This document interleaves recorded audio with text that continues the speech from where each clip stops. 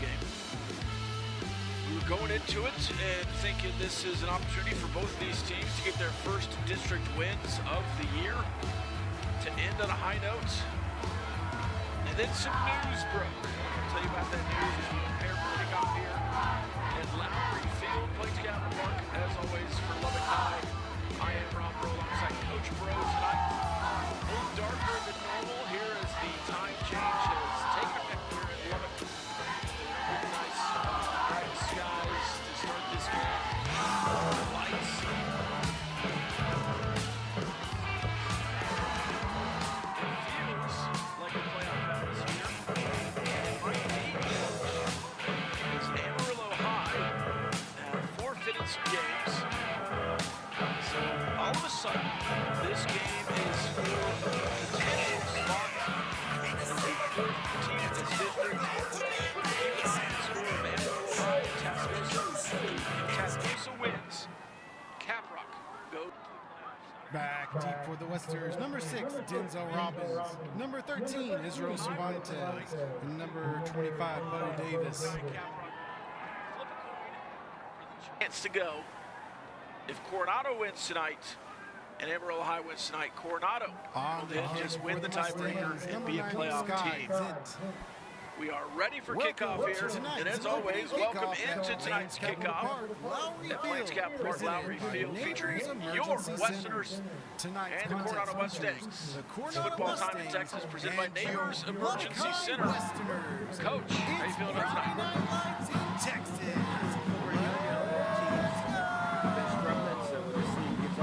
Start tonight. Lubbock High won the toss, chose to receive, so they want to get that offense going. Hopefully they get it. Here is the kickoff. It is a pooch to J.D. Morton. Fair catch. Caught at the 25, and there might have been some too soon kick there. Line it up and try it again. We've seen a lot of pooch kicks to that spot right there. A lot of them. Well, it looks like we were offsides. Looks like J.D. Morton. Right under it. Catch. J.D. will grab it and run, so we'll see. There have been some weeks where it looks like the kicker's too good for the positioning, and some weeks where you've been positioned pretty well. We'll see how that works out tonight. So here is the kickoff officially. This 3-3 setup in the back has been better for Lubbock High. It is a short one. It is going to hit the ground. Caught and picked up by Denzel Robbins, and he's going to get into some space over on the right side past the 40 to the 44 for really good opening field position. As the Westerners starting offense comes out, and it's back to that starting offensive line from the beginning of the season. You've had some injuries, you've had some different players in there due to some guys missing games, but Booker, Gonzalez, Rodriguez, Romulo, Escobar, and the starting lineup with Zach Reyna and Bo Davis behind him at quarterback and running back. Yeah, it's nice to have all your starting linemen back for this game. And here is Davis up the middle. Corralled early, he's going to get a yard and driven back, but forward progress puts him ahead of the line to start there. 1 yard gain. Combining on the stop, number 5, Jamorian Johnson, and number 15, They'll get the linebacker block. Linebackers in the hole. Let Bo there. Bo couldn't get. Gain of 1 sets up second down. Davis could not get good. We've got Cervantes, Robbins, Blakely, and Lagasse as the starting wide receivers today. Blakely singled up over here on the right. He's really working kind of fast.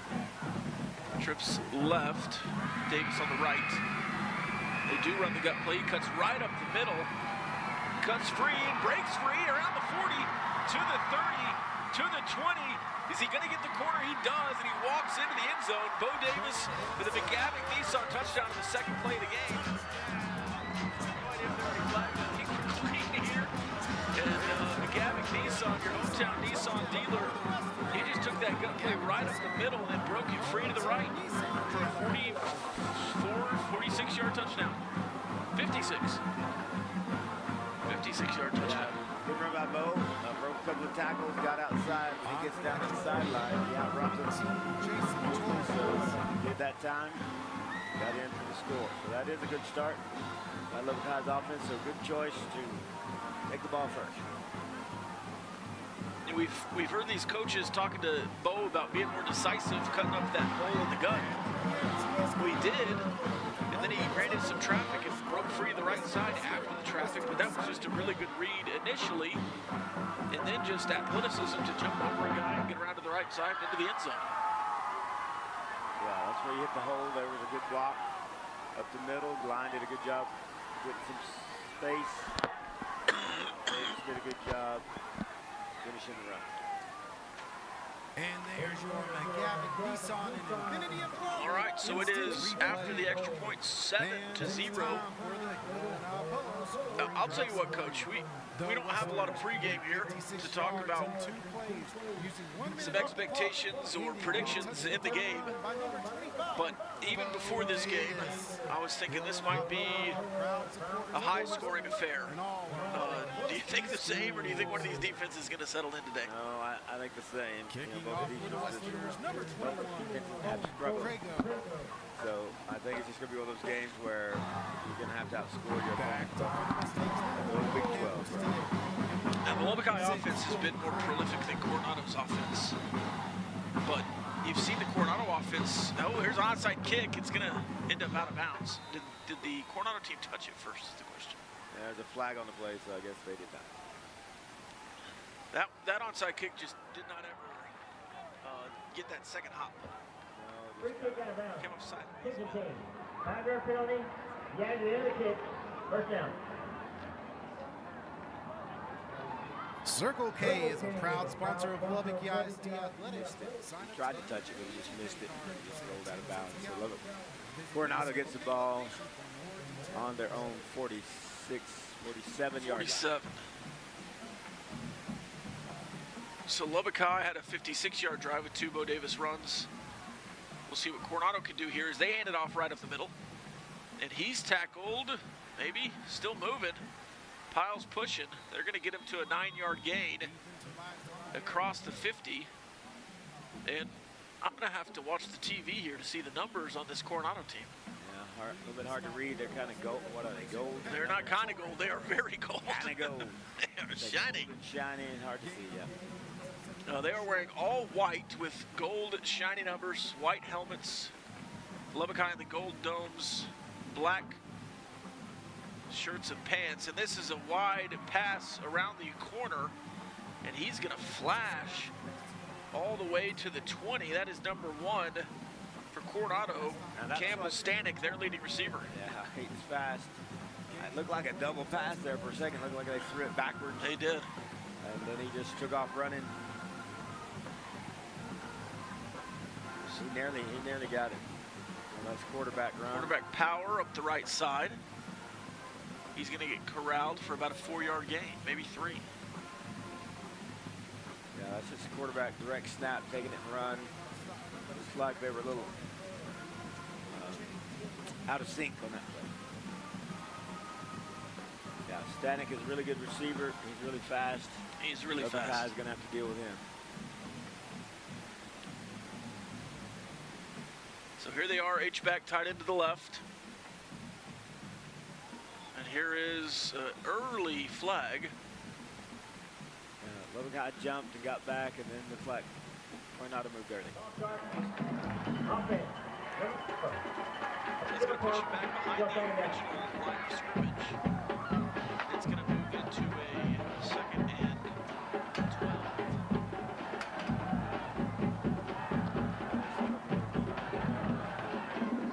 Got a little more success with this format. Two safeties tonight. Oh, that's another false. There is another false start on the tight end, number 4. So they're going to move back to second and 17. 5-yard penalty.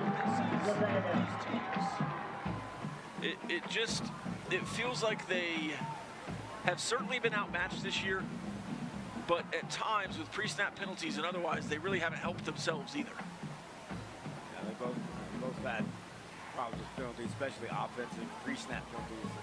That's really So the running back flips now on the other side of the tight end in the H-back. You might see something tracking back to the right. Nope, they do run it left. And he is tackled in the backfield by Hector Torres. And number 51, Ivan Rodriguez, the starting right guard. One of the only two-way starters here. He plays quite a bit on both sides. Of course, more so after the last couple of weeks we've seen some of this more two-way players with Davis and Boyd, some other offensive players. Robbins was playing a lot of secondary last couple of weeks. So there's a snap, it gets free. Lee Conrad is all over him, and he's gonna get him for a sack way in the backfield. They're gonna push him all the way back to the 45, and it's gonna be 4th and long. Conrad. All the way back to the 45. Yes, it is 4th down on the screen, 37. And 4th and 40. 4th and 40, a tough play to call. Wow. On to return, number 23, J.D. And they are going to punt. And on the kick, number Do you think they had much discussion on that one? I don't think so. All right, here is the punt. A high punt, not very long. You got to get away. Peter, and bounces out of bounds. So Lubbock High is going to get some good field position once again on this second drive. And it's Davis and Reyna back in the backfield for the second drive. We'll see which receivers are out there. Looks like Robbins, Blakely, the first two out. Lagas. Give your game some flavor and keep your athletes hydrated. Get game See the fourth receivers. They're in the huddle here on the numbers. Play clock has started. Looks like about a 14-yard punt. Got off the side of his foot. High and bounced up. I believe that is Cervantes in the slot. We got a 2-by formation. Press coverage on the outside. Looks like there's a man all the way across. It's Davis up the middle. He breaks right. Is he getting at the edge again? Stiff arm. Looks for some contact for a couple extra yards. And he's doing the Chiefs' first down celebration. Randy Rosetta's going to like that. First down. The Chiefs wave, they call it. For the first down celebration. It's another good run from Davis. Coming into today, he was 112 yards away from 1,200. On that first run, he scored his 12th touchdown of the year. Zach Arenas enjoying his best season of his career with over 1,300 yards passing this season. This Lubbock High offense has certainly moved the ball. They pull it this time to Cervantes. Reyna gets a little hot and high outside. That's going to bring up second down. Sets up second down for the Westerners. We like that quick throw in that scene, but we need the RPO down. We're not sticking his belly out to the riders. Show the fake and then better pass off. It almost looked like Reyna thought he was going to break out, and Cervantes broke in a little bit. A miscommunication there. Here is a throw over to the left. Robbins has it. He's got some space. Makes a man miss. Drags a couple of tacklers down. And it's going to bring up third and short to 3rd and 2. Nice positive play there for Brandon Robbins. And we saw Robbins last year break a couple of long passes. He really hadn't broken a big one this year, but you'd like to see him do so today on senior night. Well, it seems like last year he'd get that Of course, he's a junior, but wide receiver pass and he'd turn outside and run down the sideline. for Reyna's sake, I mean. Reyna enjoying his last game potentially. I keep forgetting we're in the mix for the playoffs here. Third short motion right, and that's going to be a false start by the left guard. They give one back there. So, as we were saying, 3rd and 2 is a lot different from 3rd and 7. Yeah, 3rd and 2, you got a really good chance. 3rd and 7, it's a little bit iffy. Shouldn't change your playbook much, and you know you're going to be near the 50 here, so you know Coach Rodriguez is that's about his go for it position. So you could be looking at 4-down territory here, even early in the game, even up 7. Yeah. I know that's not your go for it territory, but Yeah, but I would not be surprised to see Coach Rod go for it if they get 4 or 5 yards here. Here is a pass to the right. Cervantes trying to get around the outside. There's going to be a flag from the white hat in the area of holding, but that could be defensive somehow. There's a defensive holding there. Well, they're putting it near the line of scrimmage. I'm not sure what this is going to be.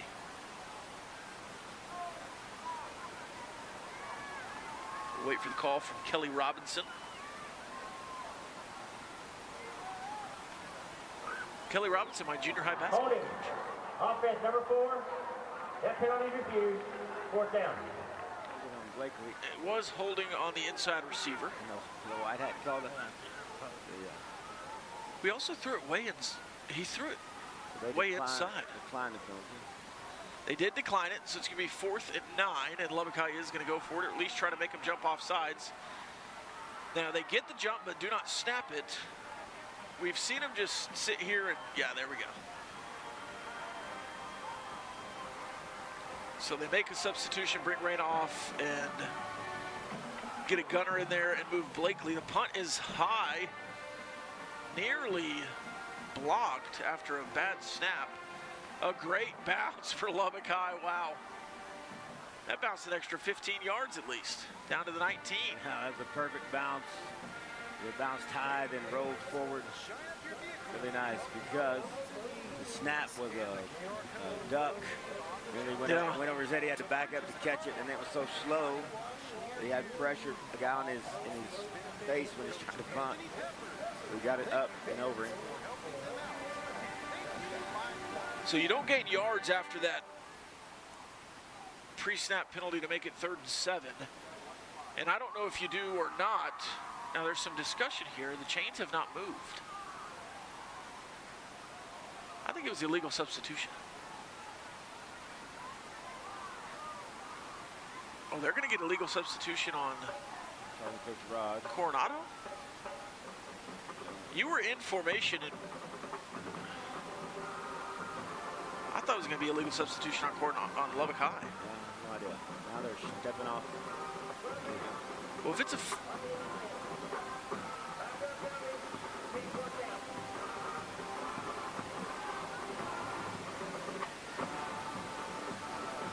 Well, it's going to make it 4th and 5 if it was on them. Yeah. The guy, 4th and 4. the ref at the sticks was going off backwards. So a 5-yard penalty. You were in formation and brought Rain off the field. And I guess I don't know what happened there. That was strange. You are going to run the ball, bobbled handoff, cut back at the line to gain, and he's going to push forward for the 1st down. So a procedural penalty gets you another opportunity after a really good punt. You know, a lot of coaches just say, yeah, it's a 19. We got him in push back, but Coach Rod takes it and goes for it, gets the 1st down. Yeah, we thought if he had, 5 or 6 yards, he'd go for it. Yeah. Certainly did. Inside of 4th and 5, he normally does there. Now, Davis was almost stopped right at the sticks, but he powered through. They bobbled the exchange. Yeah. And then stopped at the sticks and then pushed through. Yeah. He kind of ran into his lineman, and they kind of ran together through the hole. Interesting play, but worked out. All right, we have inside of 5 seconds. You got to snap this ball. They do. Straight drop back. Reyna, nobody open, so he's trying to clear it left. He does. Gets it to Robbins, who cuts right. He's going to try to cut right back through again. Dragging a defender down to the 30. That's going to be a gain of 12 to the 31. All right, Anthony Boyd has joined the festivities here. Junior running back for his 1st time. Still the same receivers in there, Blakely, Cervantes, Robbins, and Lagasse. We'll highlight some other seniors as we go through. Zach Reyna, obviously the senior quarterback, who I mentioned earlier, having a good season. Here is Boyd up the middle. And he gets a gain of 3.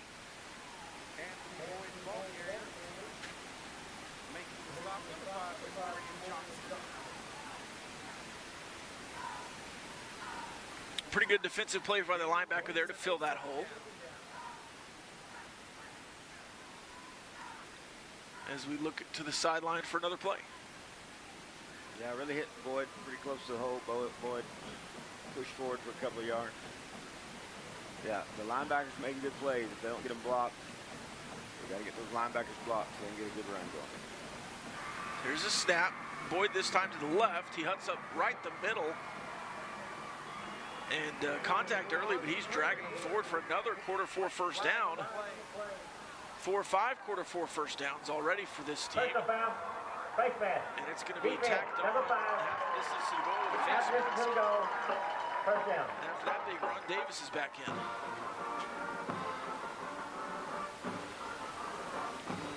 Face mask gets him to the 9-yard line.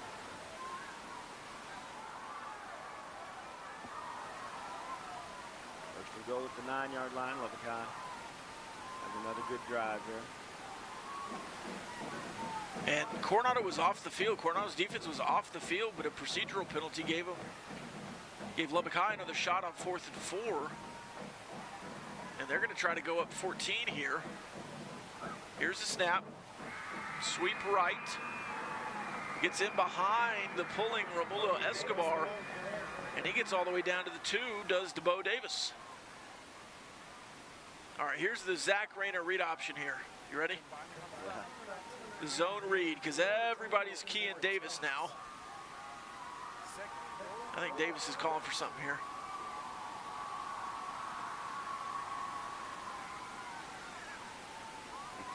He's saying, give me the ball up the middle. Yeah. I have to ask him what he was calling for there. He was giving him a signal for something. I don't think they called that play. Inside of 10 seconds on the play clock. Here is the snap. It is Davis up the middle, and he does squeeze through for the touchdown, his second of the night. And that is another successful drive, another McGavick Nissan touchdown. McGavick Nissan, your hometown Nissan dealer. It is 13-0, Lubbock High leads.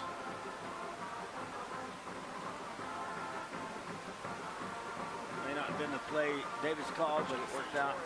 We did have a defensive end in the backfield, but just ran by him. Went ahead and scored. So, the offensive line is really nice having these starters back there. Making a big difference.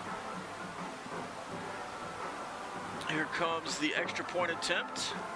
Robbins forgot he was an extra point. 3 minutes left in the first quarter. The kick is up and good. And sneaked in past the goalpost there. We'll take the break. We'll come back for Coronado's offense on the Texas Sports Marketing Network.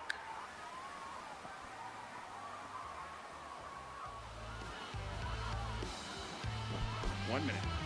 He does business the right way. Highlights is your look into all things Lubbock ISD. We give you a chance to see the innovative lessons, campus cultures, as well as special events within the district. Watch highlights at 8, noon, 6, or 10 on Optimum or Vexus Cable Channel 12. You can also watch on demand at lubbockisd.org/TV. Are you interested in athletics, fine arts, or academics? Watch highlights. It's your spotlight on Lubbock ISD.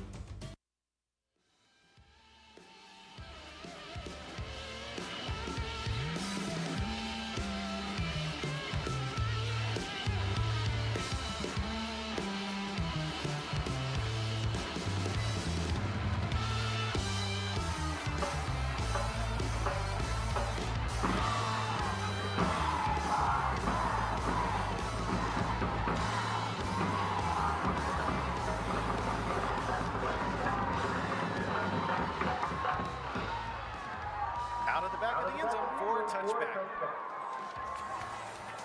Hey fans, welcome back. Shine up your vehicles and help out those in need. Nice kickoff, rolls into the end zone. Look at the flags, Rob, on those goalposts. See any wind? No wind tonight.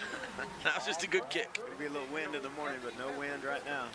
Flags are dead, all straight. All right, we are going to be checking in on the Amarillo Sandys and Tascosa Rebels. with 5 minutes to go in that first quarter. 7-7 deadlock. So here comes a Coronado offense that moved the ball on their first drive and then had some penalties and otherwise. This is a big run on the left side all the way up to the 40.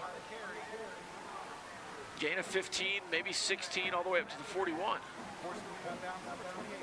7 on the roster says Ethan Tobias. This is a wide receiver, but he's a running back. Goes again. Left side again. Strip it. They're trying to strip it. This time corralled by Hector Torres and the gang. Hector had 2 hands on the ball. He's trying to rip it out of there. He had other guys holding him up. That's when he tried to strip it for him.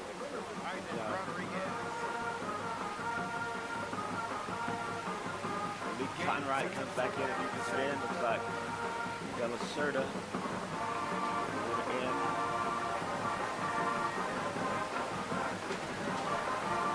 They've taken their outside backers.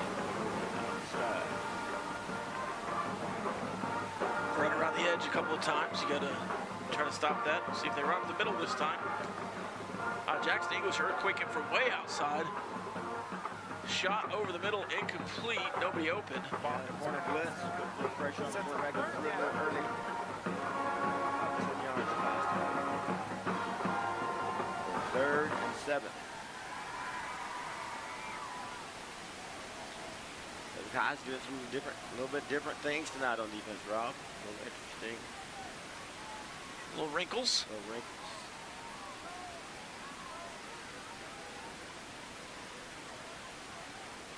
Coronado in a 2-by formation now. Receiver on the left and right, but that's a timeout for Lubbock High. A Champion Energy timeout. We'll take it to Champion Energy, your energy champion.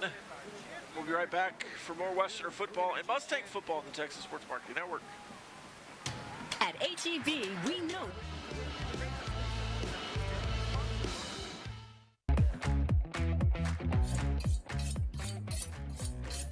Hey, Chef Gooch here. Each week we're going to be diving into the world of culinary arts, whipping up some delicious dishes that you can master at home. Whether you're just starting out or looking to sharpen your skills, I've got the tips and tricks to help you cook with confidence. So grab your apron and let's get cooking with class.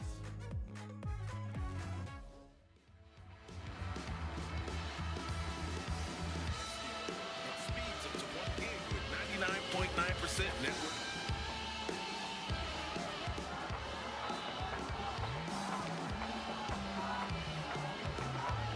We have 2 right here.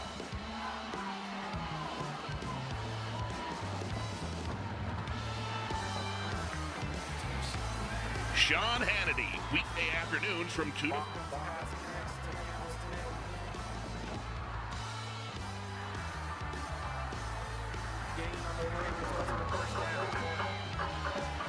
They're going to move the chains and move fast into the turbo with the tight end and H-back on the right. So out of the timeout, Coronado gets a first down right at the 50. Here's a delay draw up the middle, and that's going to be a gain of 8 for number 5 from Coronado, Jamoran Johnson, who's listed as a defensive lineman. Yeah, that first down play, static motion from the left across to the right, ran a little out route, really tough to cover. It's a good play called by Coronado, well executed. Then on first down, a big run. They're driving open. Fumbled snap or exchange. They get a hold of it around the left side, tackled by Bo Davis. He almost got free there. Yeah, Lubbock High had 2 guys in the backfield. He bounced outside of him. Sometimes when you fumble that exchange, people get a little excited and forget to tackle you. Here we go. It's the 6-0 formation here as both middle linebackers are going outside. And it is an end around out this side. Stanek gets the ball and he gets free for about a gain of another 10. Now, that surely looked like a block in the back over there on the outside. Yes, it did. Great push to Lubbock High kid from the back. I think maybe Lubbock High turned into it. Maybe they don't call that always, but it's going to be a gain of 9.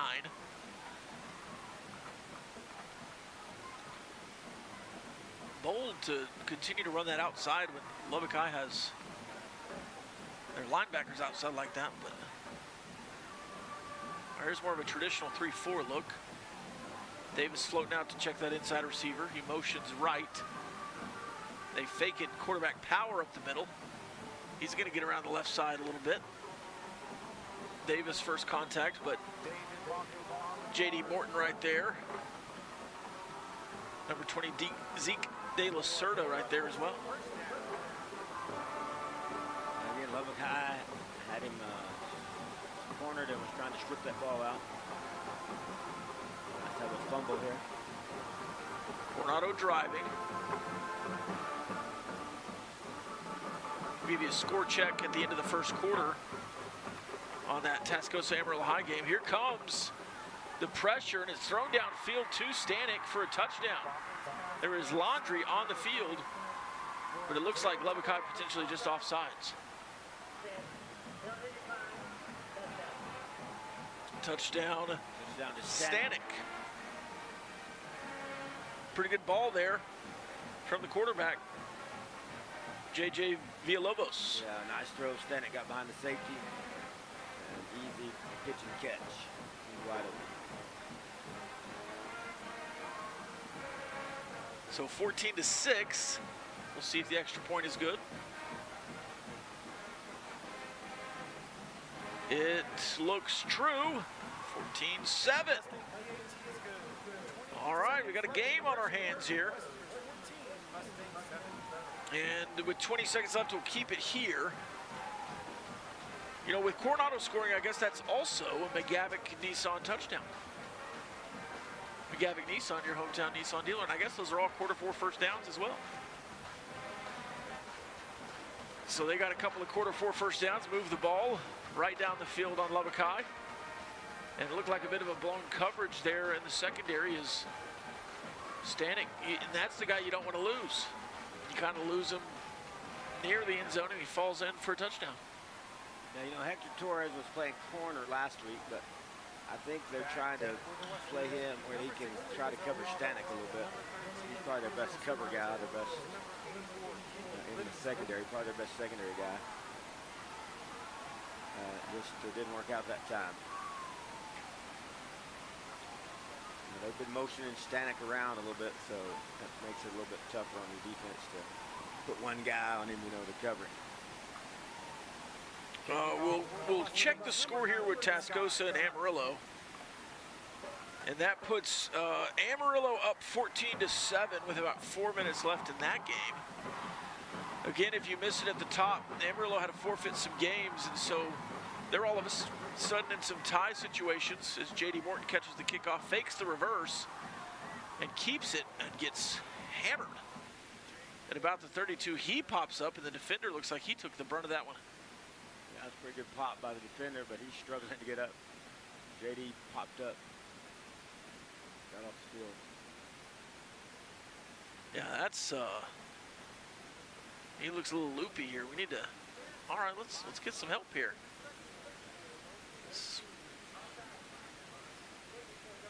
Struggling to get up. There we go. Offsides on the kicking team again.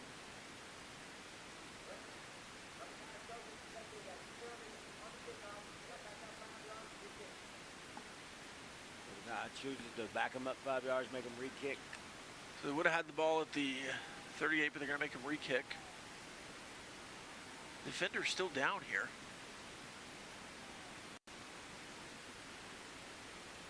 There we go. Man, that doesn't look good. Number 24 for Coronado, Torrance Cox, man down.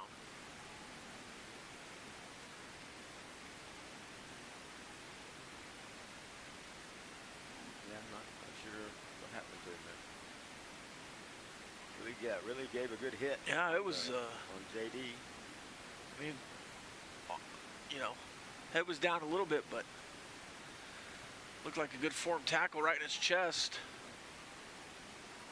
So they're going to try the kickoff again from the 35 this time. See if you can get it past the 40 with some field position.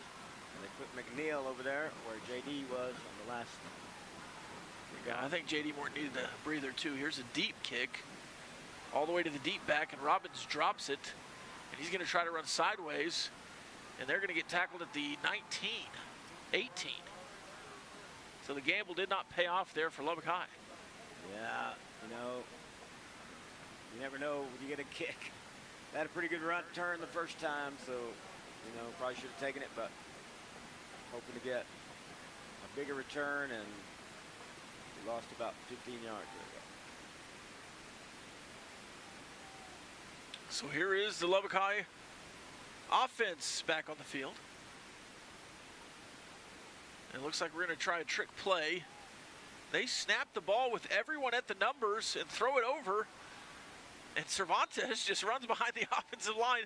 Only the center and quarterback went over. Everyone else in formation outside the numbers. And they snapped it and threw it over there with Coronado just standing there like, what are these guys doing?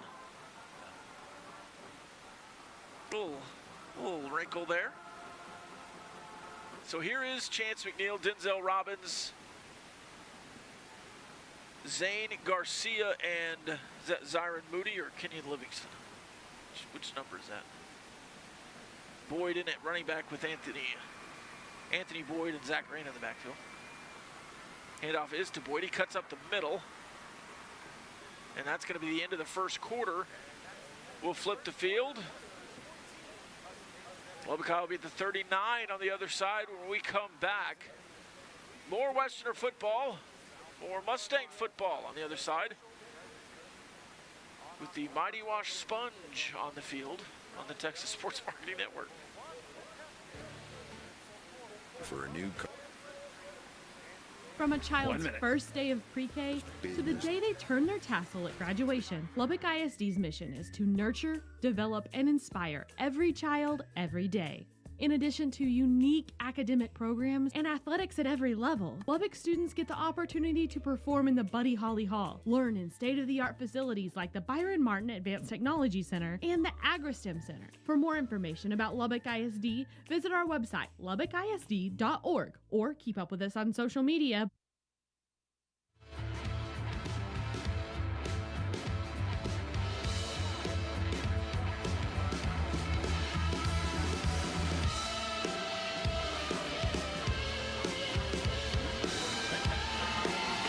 Doesn't have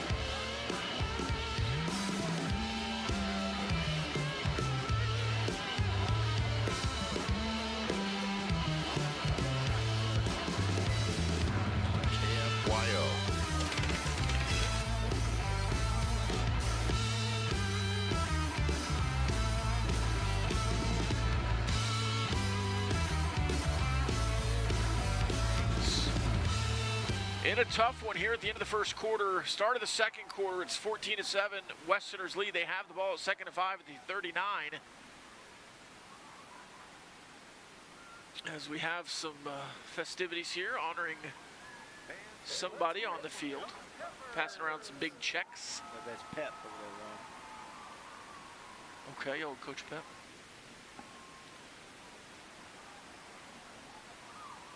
I know the Lubbock High kids did a fundraiser at the car washes for Coach Pep. Here's Boyd, nearly tackled at the line of scrimmage. He breaks free to the outside. He's going to get a gain of 1 or 2. Really probably could have been a loss there. And here comes Kevin Hinojosa onto the field. See if we're going 2 back or we're pulling Boyd off. We do. Here comes the senior running back, Kevin Hinojosa. We've not seen him at running back in several weeks.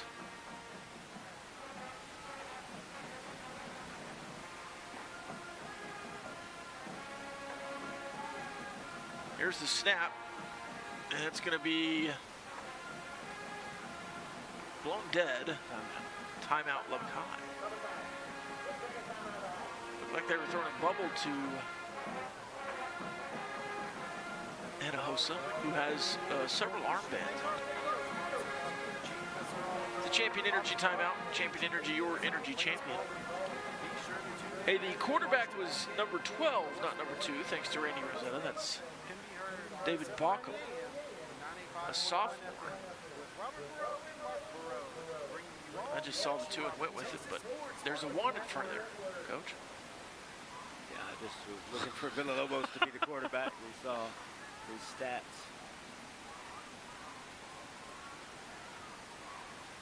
Here comes Lubbock High back out there. That was their second time out of the half, so one remaining. As they try to get this first down, it's 3rd and 3. Now they showed the bubble. We'll see what they do here. They just hand it off to Hinojosa. And he's tackled in the backfield for a loss of 2.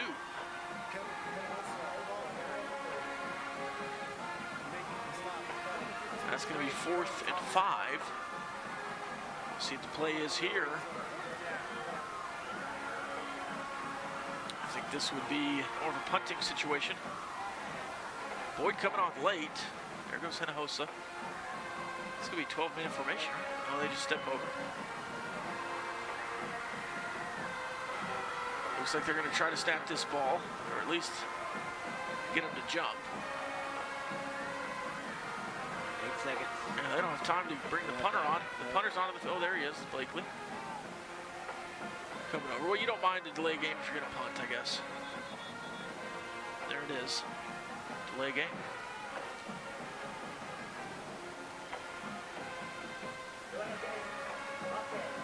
So here comes the punt on 4th and 10. And you're losing the field position battle here. After trying to test your fortunes on the kickoff, instead of starting at the 38, you start at the 18. And then here you take the delay game. We'll see what the punt does. Better snap, still high. Punt clean and a good one down the field. It's going to take another Lubbock High bounce and get to the 19 again. Blakely's really done a good job the last few weeks, punting the ball. Seems to get a little better every week. Really nice punt.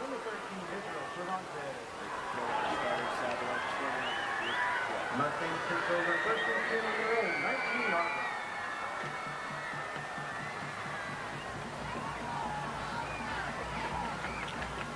Now, the last time you punted to the 19, that punt was wiped off the board with a Coronado penalty, and then you ended up going for it and getting it.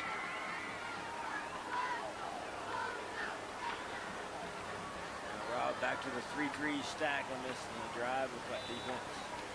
No, well, I can't tell. No, nope. Yeah, it's a 3-3. 3 back. Here is the run on the left side, and he's got space. He's going to stiff arm the safety. And Octavius Ruiz gets him down, but that is a big gain all the way down past the 35. And I believe that was, number 5, Jamoran Johnson, who's listed at 5'11", 215. Just right off the left side. Over a 3-man line cannot happen. There's a tight end and an H-back. They're way outnumbered in the 3-man line. And just asking for trouble. There's a good play by Octavius. They do it again, but he shoots right in the gap. Running back tackle in the backfield. They're going to give him forward progress in the line of scrimmage.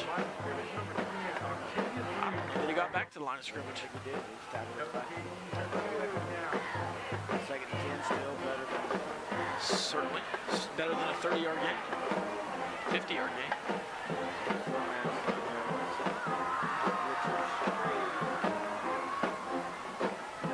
Pass left behind the line of scrimmage, corralled by Alondrian. Nearly breaks free, and that's going to set him back even further. He might have gotten a better forward progress. But because he broke the tackle and they had to re-engage, they're going to get him back to the 41. What happened? Well,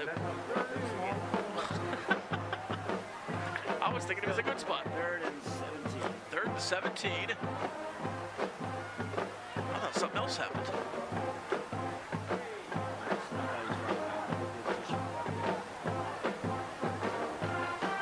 Got a tight end on the right side, 2 backs. Stanek motions out from the backfield. He runs a wheel route. They're throwing to him. Alondrian over there. Did Stanek catch that? No.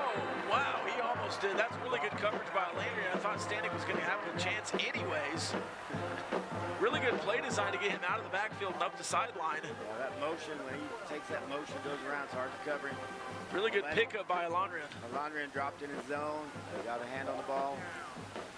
I I think Stanek got his hand on the ball too, but Longren was able to knock it free. Now fourth and 17.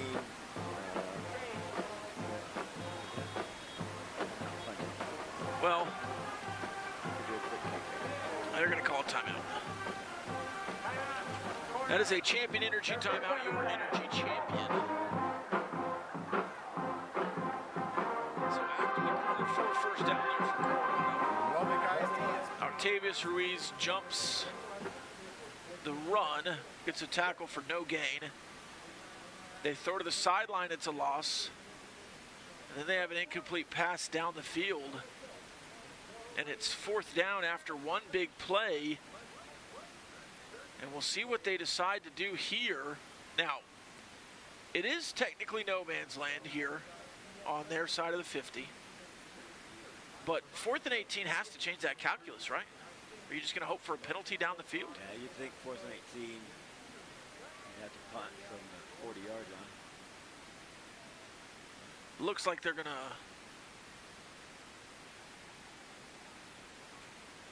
7 is the punter. Yeah, looks like. Quarterback. Well, he's also the running back, though. Yeah, 12 has been the quarterback. Yeah, sorry. So they're either in pistol or punt. They're in pistol. Looks like quarterbacks. They're both lined up in the same line. They do. They try to run a play action, and the quarterback, off his hip, hits the running back and drops the ball. So that's going to be a loss. And Lubbock High is going to get it, and they don't even get a playoff, really, and they're going to take over at the 48. Interesting. Yeah. That's a good break for Lubbock High. All right, Davis back in there at running back. Blakely, Cervantes, Robbins, and Lagasse, the receivers. 48. They're at the 48. Zach Arena playing quarterback. I would assume, depending on the score at the end of this game, he'll get a curtain call, and you might see Wyatt Morton play some quarterback at the end of this one. We'll see. It's interesting in tight games whether you get the curtain call or not on senior night. Here comes the rush for Davis. He bangs it up in there, is met by a linebacker, gain of 2. Running with some decisiveness tonight are both Davis and Boyd. Getting that 1 foot in the ground and into the hole. Texas Tech basketball currently in action. If you're keeping an eye on this one and that one, or at least an earlobe on both, it's 32-29, Texas Tech leads. That does not seem like what they expected. See how that one finishes. And here is a pass to the left, and it's going to be a loss of 1 potentially. We'll see which spot they take. The far side has it as a loss, the near side has it as a no gain. By the way, Amarillo High up 21-7, which makes this game have a whole lot more weight if they can end up beating Tascosa. We'll take you through those playoff scenarios at halftime. They do get the jump. They do throw the flag. They throw it deep. It's going to be complete. Cervantes gets the first down. Nearly breaks free. So they had the offsides, but that's going to be declined. They'll take the play. And that's how you successfully execute right there.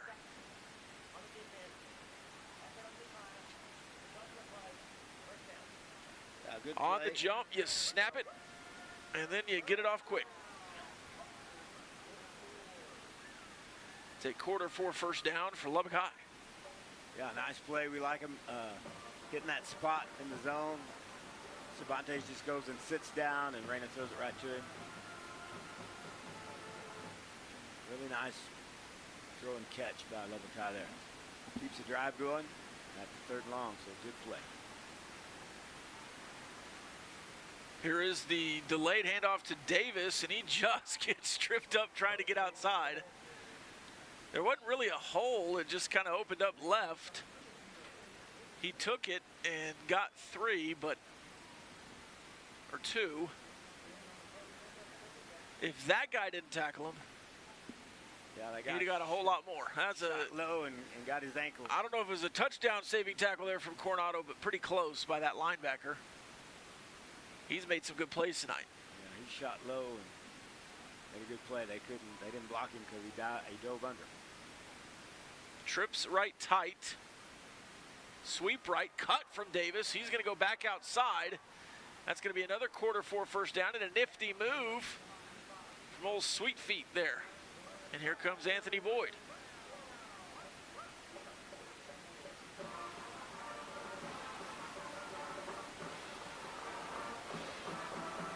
Lagasse, Robbins, Cervantes, and Blakely still out there. Robbins and Reyna in the backfield.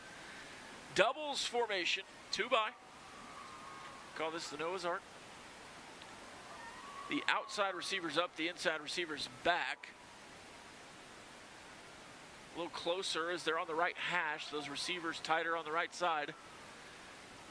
And Reyna pulls it and has space. Can he get the crease? Great block from Lagasse.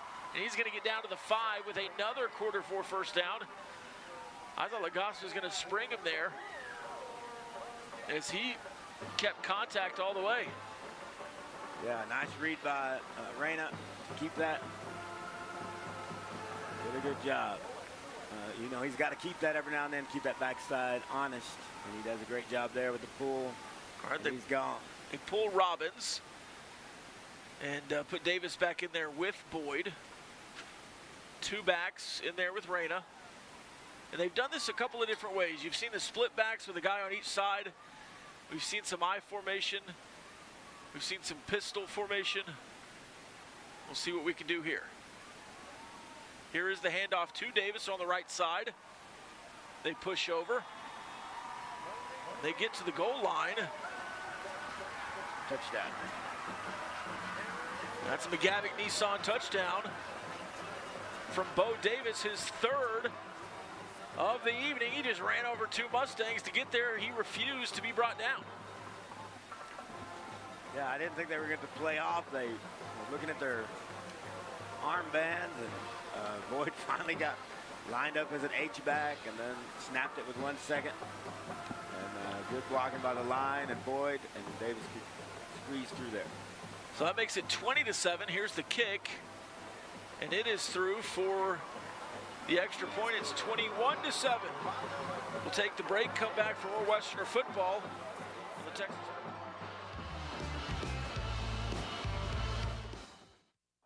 Ugh, I lost my phone.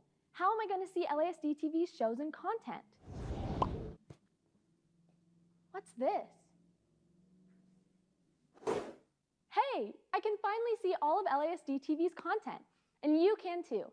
Be sure to check out our Facebook, Instagram, and Threads at Lubbock ISD TV, and our YouTube at Lubbock ISD. You'll be able to see student-produced content, live sporting events, behind-the-scenes photos, and district information.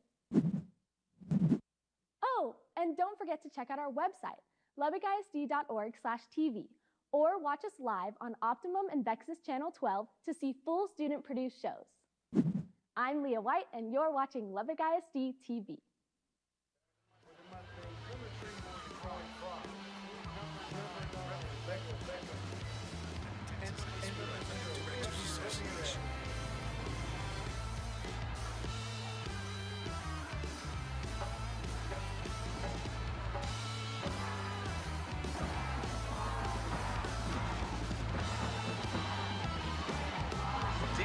Over the head of the returner for a touchback.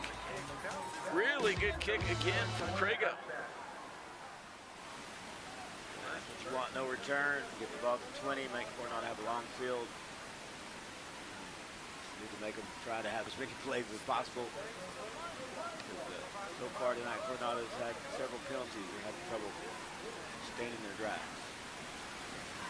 5:08 left to go in the second quarter. It's 21-7 Lubbock High. We got back in the 3-man front, Rob. I think they should be in the 4-man front. It's really a, yeah, they're in the 3-4 with a walk down. It's more of a 3-3 over. They run around the left side. He gets free. Broken tackles. Robbins is out there in the secondary. He gets the tackle. Yeah, that's a 10-yard run. He playing safety. Too high. J.D. Morton and Robbins out there. Torres is over here with. He's the nickel. Robbins rolls down. They run it around the left side. Filled by the defensive line, and the linebackers coming now. They're going to get stuffed at the line of scrimmage there. Really good play by Lubbock High's defense. Yeah, really nice defense by Lubbock High there. Making sure they contain the edge. They knew Coronado likes to run outside. So they're getting some yardage up the middle, but Lubbock High's doing a good job on their outside run. So after a quarter 4 first down, they're stopped. Now it's 2nd and 10. They've got both outside linebackers creeping in the B gaps here. A nose. And then you have a run right up the middle flag. It's going to be a false start on Coronado. It's going to be 2nd and 15. But that play was getting stopped at the line of scrimmage. Number 4, 5-yard penalty, still 2nd down. Makes penetration, and the running back can't get started if you got guys coming in the B gaps. A lot of the things Lubbock High's doing on defense tonight are doing pretty good, Rob. There's your 4-man front. Really kind of a 5-man front. Yeah. Linebackers drop out, no pressure. They run the screen right into it. Some missed tackles. It's going to be a big gain, but not a first down. That's going to bring up 3rd and 4. That was a really good call into the pressure, but then they bailed out, and it was an even better call because the linebackers weren't. They were turned around looking to see where they were needed to stop. So 3rd and short, here comes the run right up the middle, and he's hammered at the line to gain and pushed back, but I think they're going to give it to him. Yeah, and that's big number 5, Johnson again. Yard past the marker, good play on the defense. Good tackle, just nice short yardage run by Moore. Comes back in, Ethan Tobias. H-back tight end to the left. 3-man front for Lubbock High. And here is the run left. Hole filled by, is that? That was Conwright, number 29.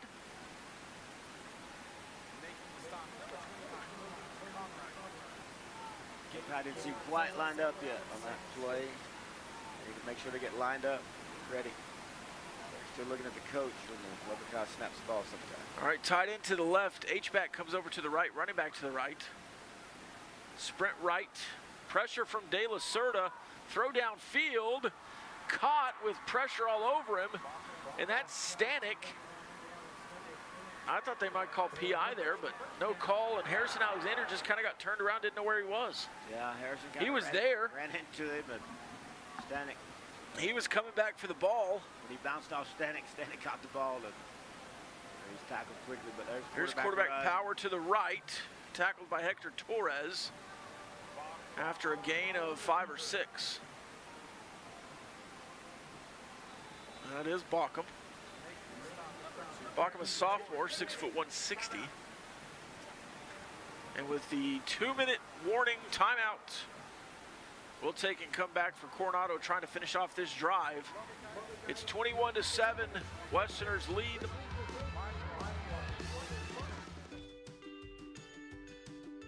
Amy Ayers is the coordinator of leadership and professional development for Lubbock ISD. Amy grows and reflects by modeling a commitment to lifelong learning and helping others see new possibilities within themselves.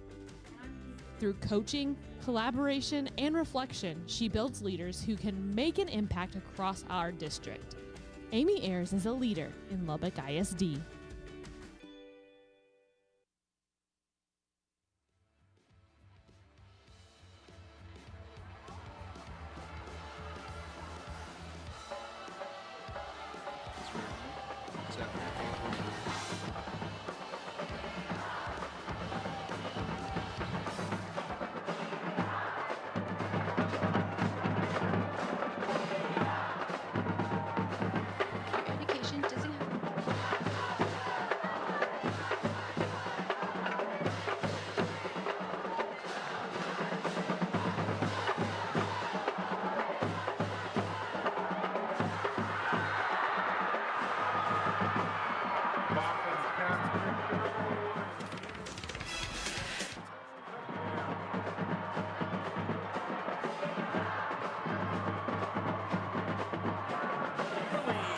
sacked in the backfield by Conrad, who had good pressure.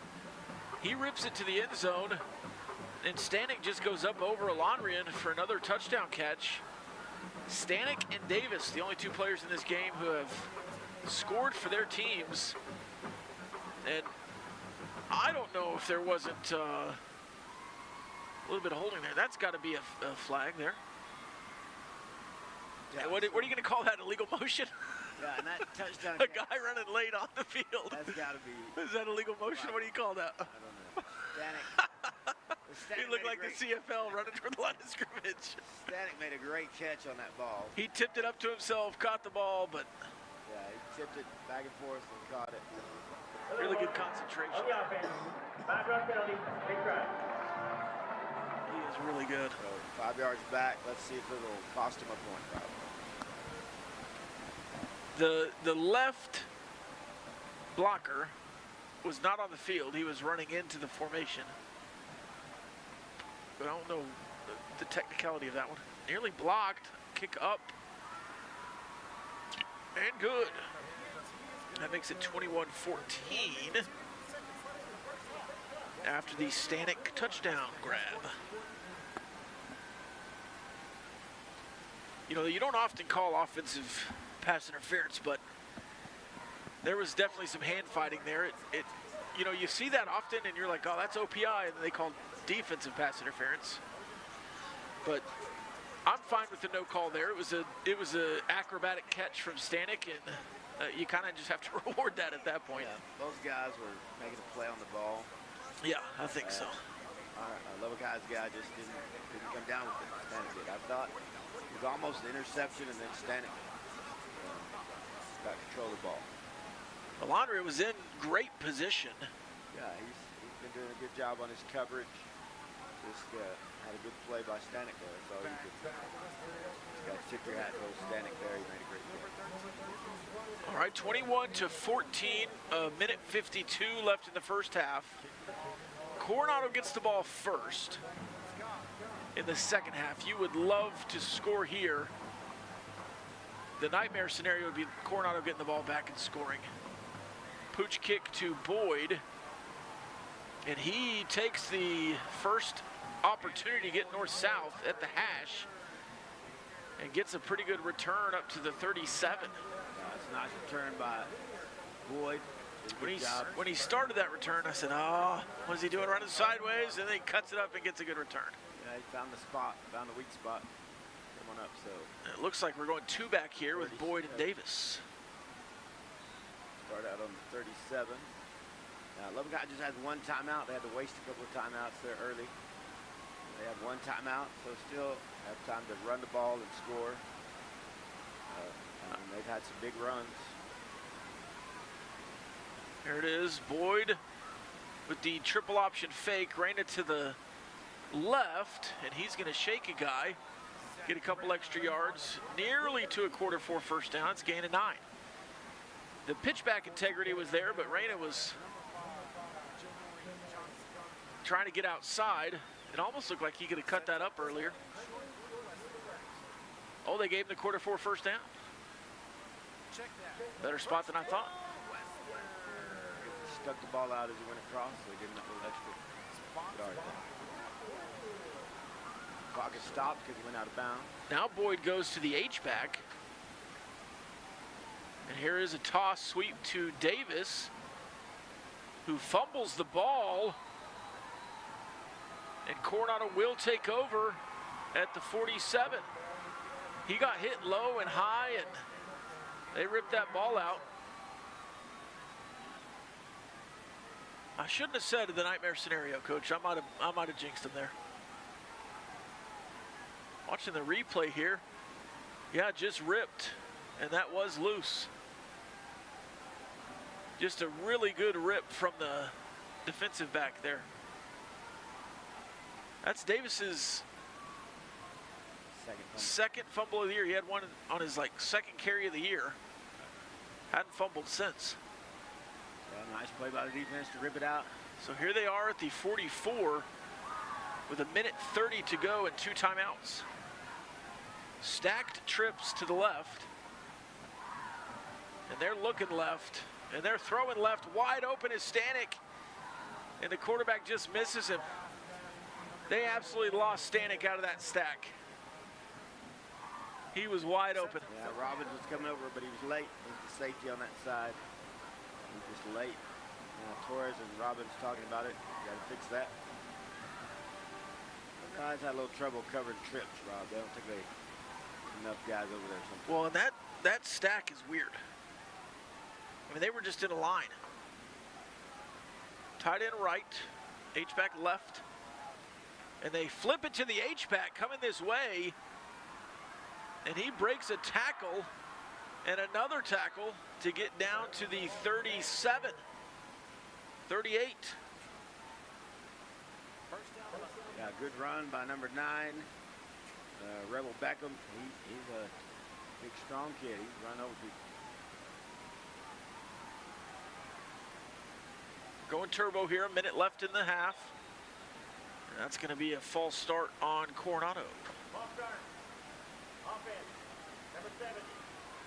5-yard penalty. Field first down. All right, 1:02 left. All right, let's run the clock here. Sorry, Rob. Sorry about that. No, I was just telling Kelly to run the clock. That was a... Those guys got to get pressure on the quarterback. Please set the game clock for 52 seconds. 10-second runoff. Yeah, I was thinking the runoff was going to happen. Clock to start on my line. He offered them the timeout. They kept their timeouts and took the runoff. Inside of 2 minutes here. So now 45 seconds as the clock is going. Hector Torres following Stanek, and this is a run to the left. Spilled all the way left. He finally cuts it back right and is going to get up to the original line of scrimmage. They're going to not blow that dead until a 3 or 4 yard gain. He was moving forward, but that's the whole pile moving. So with 34 seconds to go, at about the 36, they'll take another timeout. It's the Champion Energy timeout, your energy champion. We'll keep it here with just 32 seconds to go, 34 seconds to go. And you're in dire need of a stop here if you're Lubbock High. You're in a big momentum situation if you're Coronado. Really big play coming up here. 30 seconds left. I think Lubbock High needs to get pressure on the quarterback, right? Dial it up and eyes on Stanek. Yeah, gonna have 2 guys watching Stanek. So they're gonna go to him, find him. I think they're trying to get Torres on him again. Torres was following him across the... He's manned up on him here, inside receiver on the right. I need the safety over the top of him. There we go. Here comes J.D. Morton. Looks like we are bringing pressure off the edge. Here comes Jackson English. Pressure in his face, screen. It's caught, missed tackle, and he's free. De La Cerda's going to run him down, but he's inside the 20. Inbounds, clock's running after the chains are set after the quarter 4 first down. Yeah, got to make that tackle. They had him right at the line of scrimmage. Broke a tackle. De La Cerda chased him down. He's inside the 20, 23, 22 seconds. Clock running inside of 20. Throw left. And he's going to get out of bounds. Nope, they're running the clock. Inside of 10 seconds here, right at 11. They're going to take another timeout, I think. So the final timeout, you're going to get 2 shots of this. Shot at the end zone. If you're tackled inside of the field of play, I would assume the clock will run out. They might get another play in there if it's quick. Yeah, so you're pretty sure they're going to have to pass it to Stanek, so you really need to light up that pressure. Double cover Stanek, light up the pressure. You know, you called for pressure and they called the screen. They've been good at that today in obvious pressure situations. Yeah, but they just rushed 4, so you still, I mean, it wasn't an all-out blitz. Can you call the screen, though, on 2nd and 7 from the 17 with 11 seconds left and no timeouts? They're going to throw it to the end zone to Stanek, see if he can make a catch. He has so far. Lubbock High's had 3 touchdowns from Bo Davis. Coronado has 2 touchdowns from Stanek, thrown from Backham. And this is a pivotal play in this ball game. safety over standing over the top of him.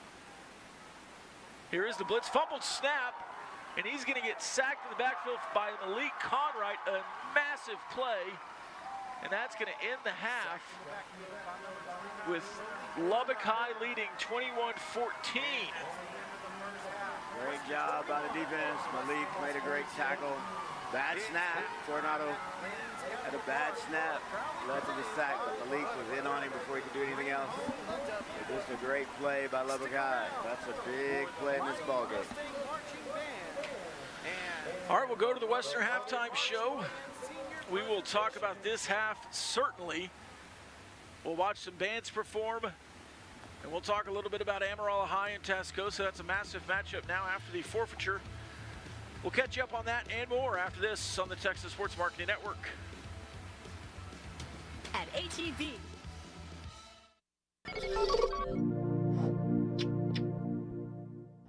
LISD TV will return after this short break.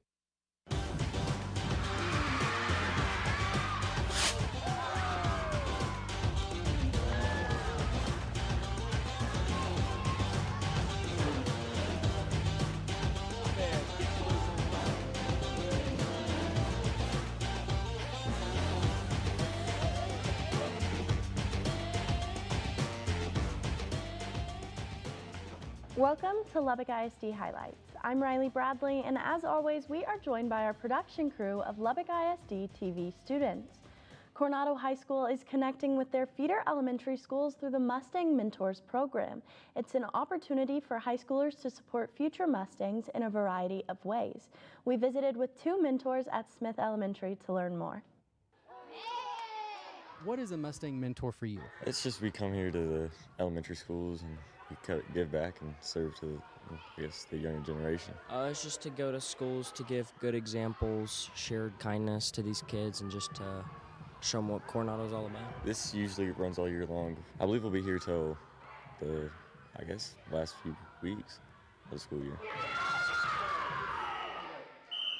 So what are some of the activities you do with the students here at Smith? We play games out here with these kids, just get them riled up, let them have fun, and yeah, it's fun. PE is really fun because I used to come here and it's just, I kind of miss it, so. It's got to be kind of special to get to come back to Smith. Oh yes, I was here since kindergarten through 5th. Some of my teachers are still here, so it's just like kind of an alumni thing. It's pretty cool. It's pretty cool. What has been your favorite part about being a mentor here at Smith? I'd say the fun that we get to do these kids and the joy that it brings to their faces when they come in here. Everybody starts smiling, and it's just a fun community here. I imagine getting to volunteer in PE also makes it a little extra fun. Always. So why do you feel it's important then for you to donate your time to come over here to Smith now as a high school student? Like I said, to give a good example, like to show them like, hey, this, you know, you have an opportunity to do this when you're in high school, and just show them that like really anything's possible and you can come here, and when you're in high school, you can set off a good example to the younger generation when you're like a senior or something, so. It helps me grow too. I mean, it helps me like give back, and it gives me like a role to serve here. What are some of the things that you hope the students get to take away after you being their mentor for the year? Just like for them to see what they can possibly do. I mean, there's anything possible for these kids. They have all the time in the world to grow and be whoever they need to be, so just kind of give an example of who they can be. Really, my number one goal is to spread kindness and just really get people involved in stuff, and that everyone has an opportunity and they deserve an opportunity. Kobe Johnson is with us in studio today. Mr. Johnson is the coordinator at our AgriSTEM Center. Thank you for being here with us today. Thank you for having me. Of course, and first off, for those who don't know, what is the AgriSTEM Center? So the AgriSTEM is just the central location where all agricultural education is for Lubbock ISD. Awesome. And can you talk about some of the programs that are offered? So we have 4 different pathways. We have plant science, animal science, food and meat science, as well as wildlife management pathways. So you can take classes in those areas. Awesome. And how do students enroll in classes at the AgriSTEM Center? They just need to let their counselors know when it comes time to fill out their schedules that they're interested in those classes and those pathways. Awesome. Right now, you're having 8th graders tour the center. What's your goal for those tours? Our main goal is to just show those 8th graders what we're about and what we do there, and to help spark that interest. So hopefully they'll be interested in agriculture and education and get involved in our programming. Awesome. And what other opportunities do students have? Well, the FFA is the background or the foundation for agricultural education, and they focus on 3 things: premier leadership, personal growth, and career success. And it's the largest youth organization in the world. We had a state and national champion last year, and we currently have students in Indianapolis, Indiana right now competing to try to bring home another national championship. So we try to utilize outside opportunities for students to have those 3 big things, whether it be stock showing, whether it be agri-science fair, public speaking. We like to try to help create that well-rounded student. Okay, and for those of you who don't know, what does FFA stand for? Stands for Future Farmers of America. Okay, perfect. And where can people learn more about the programs at the AgriSTEM Center? They can talk to any of our students. They're our best advocates. You can go to our website through Lubbock ISD, or if you or your parents have any questions, feel free to reach out to me personally or any of our teachers. We'd love to talk to you about it. Okay, well, thank you so much for being here with us today. Now, let's go on location to Irvin Elementary, where the Comets took part in a Diwali festival. This is the very first time we celebrated Diwali at Irvin Elementary. They did beautiful sand illustrations on the sidewalk. We had food, so we were able to taste the culture, we were able to see the dancing, and the students just enjoyed it. It was a fun time. India is filled with different cultures, different religions, different languages, but we still unite together through Diwali, and other parts of the world do as well. So I thought it'd be a great idea to teach our own community, Lubbock, about it. I'm a Hindu. I've grown up in Lubbock since I was 6. So what we wanted to do here is kind of take an opportunity to celebrate one of our holidays alongside the entire community, share the culture behind our holidays, and give the kids an opportunity to have some fun. So the kids really learned like love, kindness, peace, and then believe in yourself. You can do it, and it's a festival of lights, so it is light over darkness. The main preface of it is that good should prevail over evil. There's some religious basis behind it, there's some cultural basis behind it, but the idea is we use lights to show that the darkness can be lit up and good can prevail over evil. Teachers here at Irvin were very helpful in setting it up.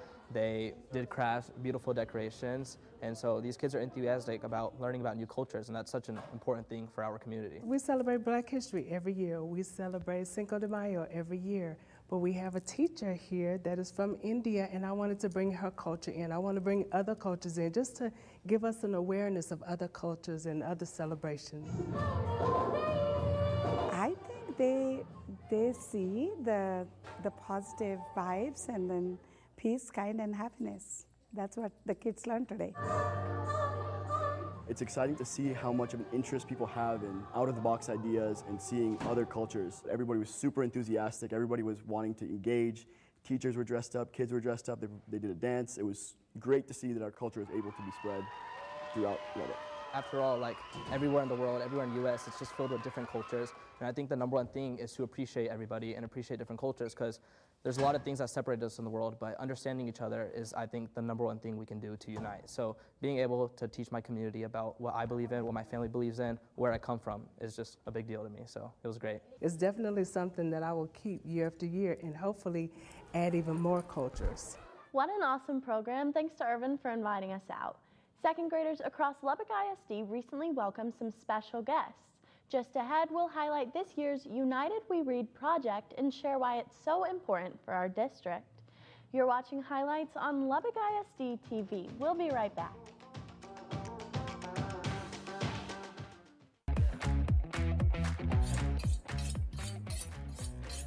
Hey, Chef Gooch here. Each week we're going to be diving into the world of culinary arts, whipping up some delicious dishes that you can master at home. Whether you're just starting out or looking to sharpen your skills, I've got the tips and tricks to help you cook with confidence.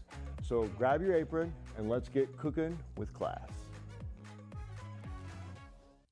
Have you ever wanted to work in a news station, from being the director to the cameraman to the one writing the scripts? Or you could just be on camera and be the star of the show. But there's way more to it than that, though. We also have editing programs. We also have podcasts and short films. Come over to Lubbock ISD TV, and you could experience all we have to give at the ATC. Lubbock ISD has so much to offer, and you can compete in all of it. Come join us in the fun. Make podcasts, short films. Come do all of it with us at Lubbock ISD. Welcome back to Highlights. Our Lubbock Area United Way recently completed their 8th annual United We Read event. We spoke with organizers and district leaders about how the program impacts our students. To imagine she could stretch her wings. This morning at Roberts, we are doing United We Read. This is our 8th annual United We Read, where we have a whole bunch of volunteers that come out from the community and they get to go into the schools and read a book to the kiddos and do a craft activity with them and just spend the morning having fun. You know, when the United Way first started this initiative several years ago, they said, we really want to support early literacy. What is something that we could do? And we shared that if kids are not reading on track by 3rd grade, it's much, much more challenging, not impossible, but much, much more challenging to catch them up. And so they chose 2nd grade as a target audience, and they chose a book each year that would be inspirational and tell a great story. And this year the book is Amelia Earhart. The Little People, Big Dreams version of Amelia Earhart. So it tells the story of Amelia and how she grew up and decided to become a pilot and all the courage and bravery that she had to fly, and kind of tells her story. Are you going to do yellow? I think that's a great choice. But what's really great about United We Read is thousands of volunteers are coming in at the same day, same time, to every 2nd grade class in Lubbock County and reading the book and doing an activity with the kids that the kids will get to take home, and then they also get to take home a copy of the book, which is really the best part of this, because they'll have a book at home that they can read over and over again and read to their families, and we know that only enhances their literacy skills. And so we really want to highlight that the comprehension that those kiddos need to be able to be successful as they continue on through school really starts at home and takes place when they're learning in the 2nd grade and they're still working on learning to read and learning those comprehension pieces. And so we want to highlight that and help parents and families and caregivers be aware of the importance of being on grade level reading by the time they get to 3rd grade. And so our packet that we've included, there's also a parent reading guide in there that just gives parents and families and caregivers tools and tips and tricks on how to read with their kids and help them with that comprehension. Who likes sticky glue? And it's just a really great opportunity for the community to come in and see the amazing things that our schools are doing. This is what's really going on in public schools. Great learning, great atmospheres, great educators doing wonderful things for kids. So it's important that the community come in and see that. What did we just put on the plane? And then the kids get that outside perspective. They get to see a different volunteer, a different adult than they do in their day-to-day life come in and read and interact with them, and hopefully get to just gain some mentorship and some fun with different people for the day. We want to thank all of the volunteers who shared their time with our students. Coming up on the calendar, our Magnet and Specialty Campus open houses continue. We've got Evans Middle School on Wednesday, followed by Estacado High School on Thursday. Then our Talkington School for Young Women Leaders hosts their open house on Monday, November 10th. You can check out the full schedule by scanning the QR code on your screen. Stay up to date with everything Lubbock ISD by downloading our app. It has a lot of updated features to help keep you connected with the district and your student's campus. Our app is free and easy to download. Just search for Lubbock ISD in the App Store or Google Play. Thank you for joining us today. Next week, we'll be back to highlight more great opportunities, only in Lubbock ISD. Been a production of the students and staff at Lubbock ISD TV.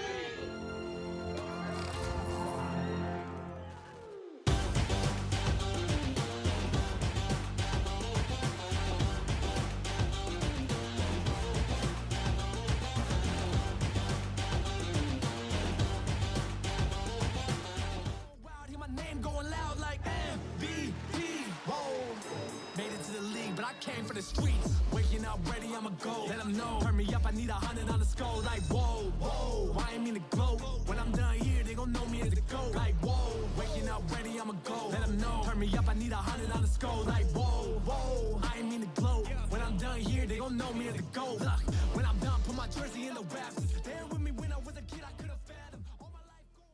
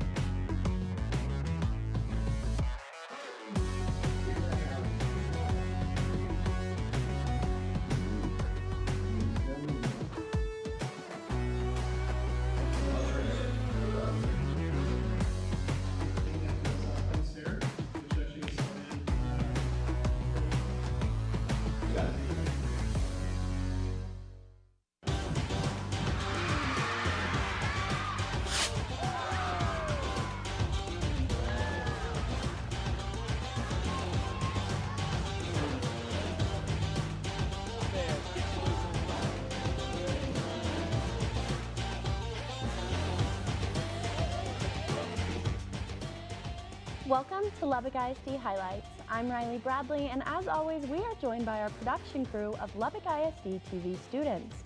Fourth graders from across our district recently took part in the All Together Symphony at Texas Tech. But this wasn't a sit back and listen concert. Students took an active role in learning about the performance. It is a special event because it's the first of its kind here in Lubbock. We had Lubbock ISD in the house at Henley Hall here at Texas State University School of Music.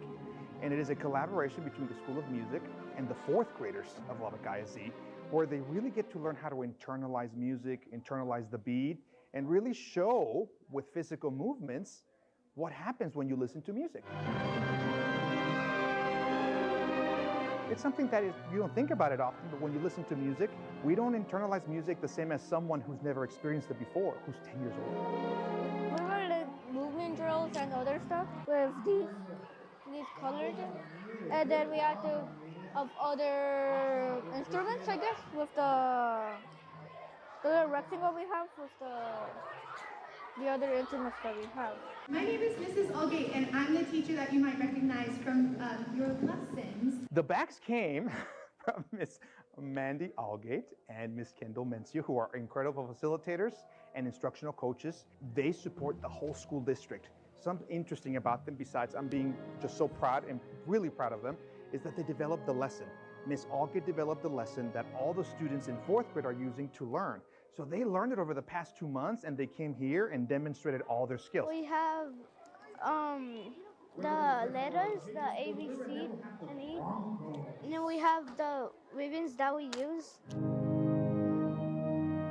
My favorite part about this concert was the songs.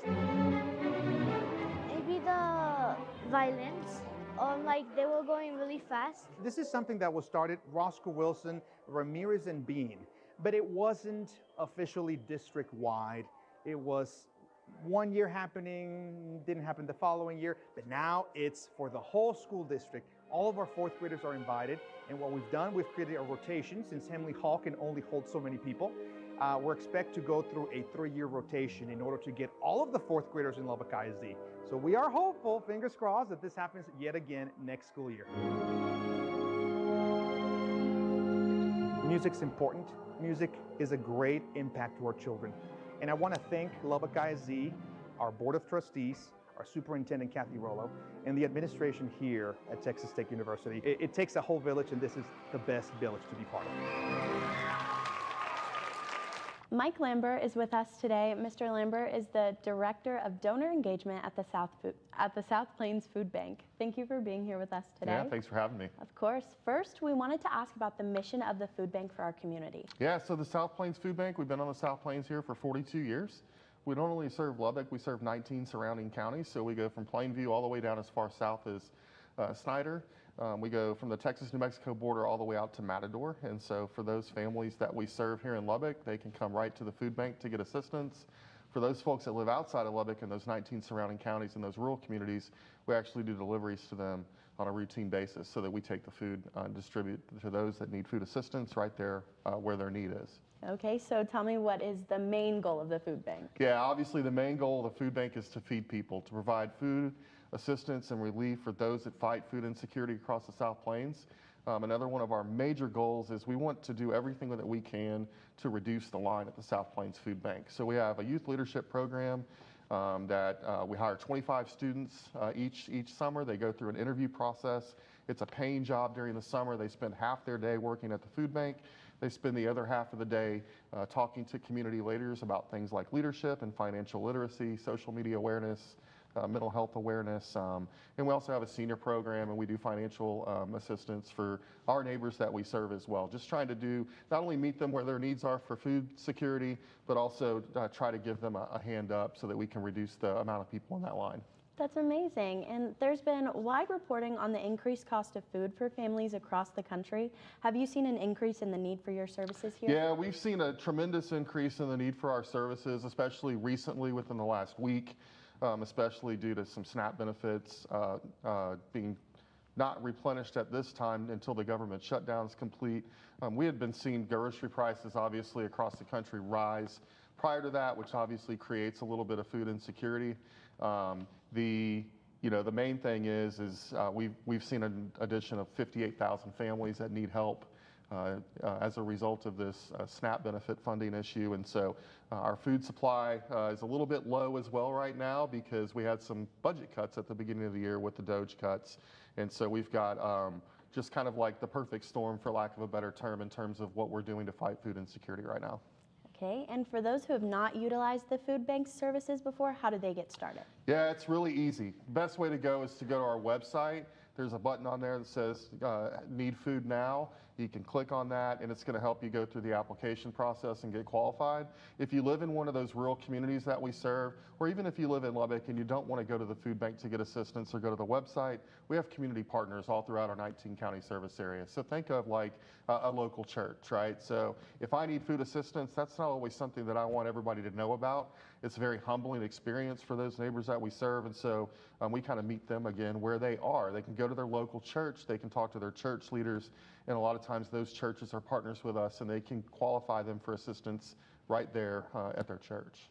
Okay, and for those who want to help up, we know that the You Can Share Fund Drive is coming up. How do people support that? Yeah, so You Can Share is our biggest fundraiser of the year. LISD is always a tremendous supporter, and we're very thankful for that. That event runs the 8th through the 12th of December. Right now, the easiest way to support that is just going to simply be to go onto our webpage and make a donation. Monetary donations right now are really, really at the utmost of importance for us, primarily because we can simply provide 3 meals for every $1 donated, whereas a $1 can of corn is just going to provide a $1 can of corn, right? So, yeah. And as you said, many of our schools also take part in the drive, and you guys have a fun way to celebrate them. When does that take place? Yeah, so that event's going to run December 8th through the 12th. A lot of LISD schools participate in it, and so once they raise those funds, they get to come on air with us and do a live check presentation with Case and Christy over at KCBD. And so, yeah, the best way to support that is to go to our website. Okay, awesome. Thank you so much for being here with us today. Now let's go on location to Coronado High School for the annual Powder Puff football game. What was happening today at Coronado? Our annual Powder Puff football game. So everybody kind of plays a different role than they usually do. Yes, sir. And girls play the football and the guys coach it. And we had many practices and they put a lot of hard work, and so did we. There's a lot of tension because we knew that we had to go against the juniors. I think it's just a mental thing. Like, don't get too in your head about the juniors. Like, we're all a team at the end of the day. And so can you tell me, how does this work? We have a sign-up form, and we also do it for United Way to raise money and just bring the school together and just raise awareness to the United Way. Seniors will have first and goal. How do you raise money in a fundraiser for United Way with this game? Really, just at the gate, I'm pretty sure they asked for dollars, and I knew throughout school they were asking for dollars. You get a lot of people, if they're willing to donate, they're willing to donate. If not, they're not. Some people leave class for it. Some people raise, like a teacher would ask students to raise money. Whoever raised the highest, they would get donuts. Like, it's just little fun stuff. Very cool. Any standout players today? Raya did good, and really, like, the whole team did good.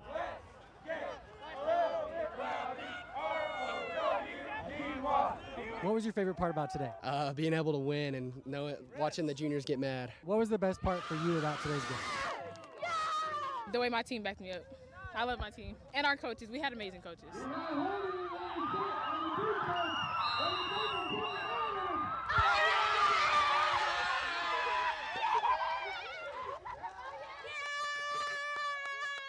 Thank you for coming out. Thank my team. Thank the coaches. Looks like a fun time. Thanks to CHS for having us out. Students at Wheelock Elementary will keep warm this winter thanks to a special gift. We'll share more about the partners who've made it possible just ahead. You're watching highlights on Lubbock ISD TV. We'll be right back. Ugh, I lost my phone. How am I going to see LASD TV's shows and content? What's this? Hey, I can finally see all of LASD TV's content, and you can too. Be sure to check out our Facebook, Instagram, and Threads at Lubbock ISD TV, and our YouTube at Lubbock ISD. You'll be able to see student-produced content, live sporting events, behind-the-scenes photos, and district information. Oh, and don't forget to check out our website, lubbockisd.org/TV, or watch us live on Optimum and Vexus Channel 12 to see full student-produced shows. I'm Leah White, and you're watching Lubbock ISD TV. Welcome back to Highlights. The Lubbock Professional Firefighters Association donated coats to every student at Wheelock Elementary. The association has partnered with our district for more than a dozen years now, benefiting students across our district. We visited campus to see what this special donation means for our families.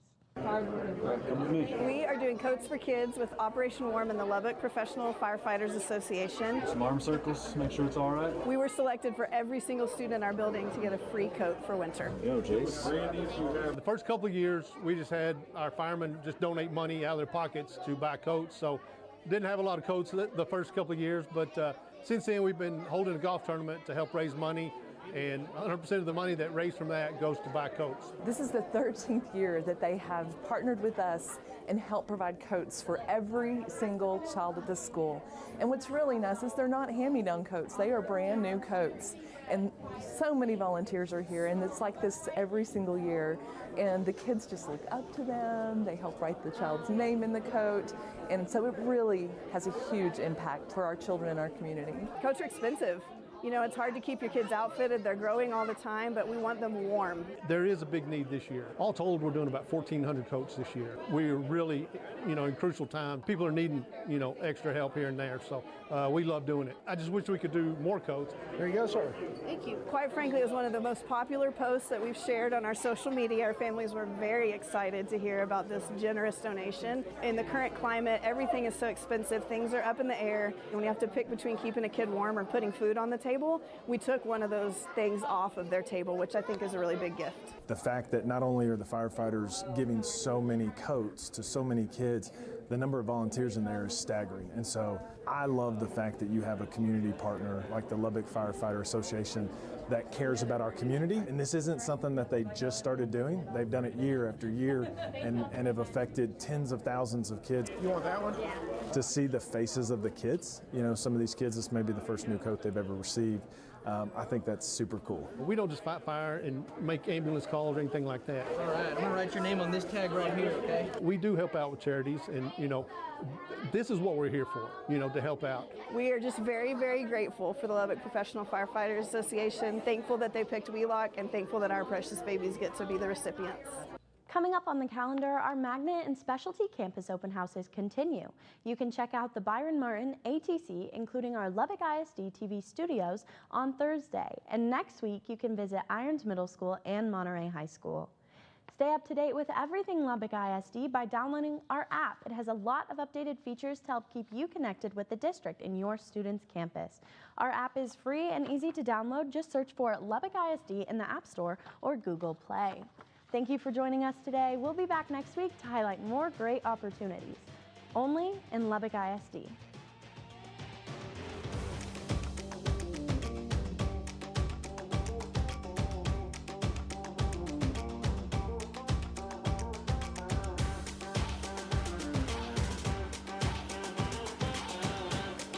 This has been a production of the students and staff at Lubbock ISD TV.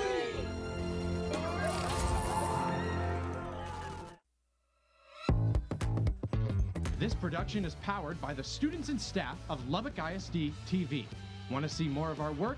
Visit our website at LubbockISDTV.com and subscribe to our YouTube channel, Lubbock_ISD.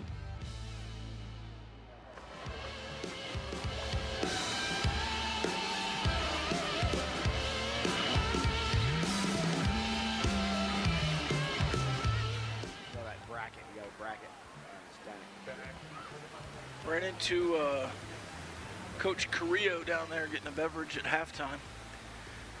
He said, we got good football tonight, good football tomorrow morning. I said, hopefully some good football next Friday too, Coach. And he said, yeah, it all comes down to that coin toss. Hopefully as Lubbock is trying to finish this one off tonight, 21-14. Here's a short pooch kick. It hits the turf, and the center basically on the kickoff team goes back and gets it, and he's going to go down at the 30. They haven't fallen out at the 34, so that turns out all right. Yeah. Almost created some havoc there. Again, has different kickers for different situations. And that was the little pooch kicker. He hit it in the pocket, and you're trying to get a turnover there. You're trying to get to that ball, but didn't quite get it. All right, here comes Coronado motion left.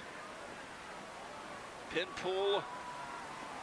Interesting play there as he motions left, goes back right, and comes back around the quarterback to run the ball left. And that was the H-back number 9 for Coronado, Rebel Beckham, who has run the ball a little bit, caught the kind of reverse earlier, but is mostly blocking tonight. There's a run left again, blocking, pulling around, some more space. Gain is 7, so that's a first down and a gain of 7 on the first 2 plays for Coronado. That tight end, the H-back, they just got the Western defense outnumbered. Got 6 in the box. Now you're going to put 8 in the box, looks like. Safety up. Now you got the 3-5 or 4-4. Basically. Torres in there with the H-back. Pressure. Misses the sack. They throw down to Stanek. And Alonrian is all over him. Yeah, Alonrian had a hold of his jersey. And Stanek just goes up. He still got it. No flag, but that was definitely PI on Alonrian, and he caught it anyways. He grabbed him and pulled his arm and still caught it. Good grief. His shoulder pads out. Definitely PI. That's some strong hands from Stanek to go up and get that ball. Impressive. All the way down to the 17 as Coronado tries to tie this game up. Quarterback power left. There's space. Hector Torres pops the ball free. And it's nearly recovered by Lubbock High. Who gets on it at the 1? I think Lubbock High does. J.D. Morton missed the fumble recovery. But I think Lubbock High got on it anyways. It was Denzel Robbins. Hector Torres just popped that ball free. What a play by Hector Torres. Yeah, Lubbock High must have worked on that this week. They have been ripping that ball several times. They tried to rip the ball to the quarterback. He's running clean, Rob. I think he's going to score a touchdown. Yeah. They grab him at the 2. The ball pops straight up when they rip it out with both hands. They motioned that H-back right, and they ran that play earlier. He faked it to him and just took the sweep left. Totally confused the Lubbock High defense. They all went with the motion guy, and the quarterback keeps it. It's really nice designed play. Quarterback keeps it. He has a blocker. And just one-on-one. Lubbock High won that little one-on-one battle, ripped the ball out. Now, you do not recover it in the end zone. You recover it at the 1, so dangerous position here. We'll see what happens. You just run it up the middle. As quarterback sneak by Davis. No, that was Reyna. Oh, it was Reyna. I'm sure what happened there. I think it was. Yeah, Davis seems to be standing up. I don't know who had the ball. Yeah, it was Reyna. Yeah. You confused me. That's a good play to get outside of the 1-yard line. I confused myself. 5 yards. That's a good play to get outside. Sure. So here is Davis in the backfield with Reyna. They hand it off this time, right up the middle, and he's free. He's trying to split the safeties. He's at the 40. He's going to get caught. No, he pushes free at the 30. The 20, he's running out of steam. He cuts right and goes all the way. 94 yards for the touchdown, his longest of the season, passing the 75-yarder in San Angelo. Just right up the gut, splitting the safeties and run free home. A McGavick Nissan touchdown. McGavick Nissan, your hometown Nissan dealer, the 4th touchdown of the game for Bo Davis. Yeah, just really nice run, good blocking by the line. Got him past the linebackers. Once he got against the secondary, he just outrun him to the end zone. He split him, kept running away from the safety. And a really nice job by Lubbock High to score that touchdown. That is a dream start as the extra point goes through. You're stopping Coronado with a fumble. They drive all the way down there. You think they're going to tie it? And within a 3-play span, it's 28-14. What a turn of events. And those safeties were both on Davis, and he just pushes forward through them. And then I thought he was going to get caught, but he just seems to outrun people. How fast is Bo Davis?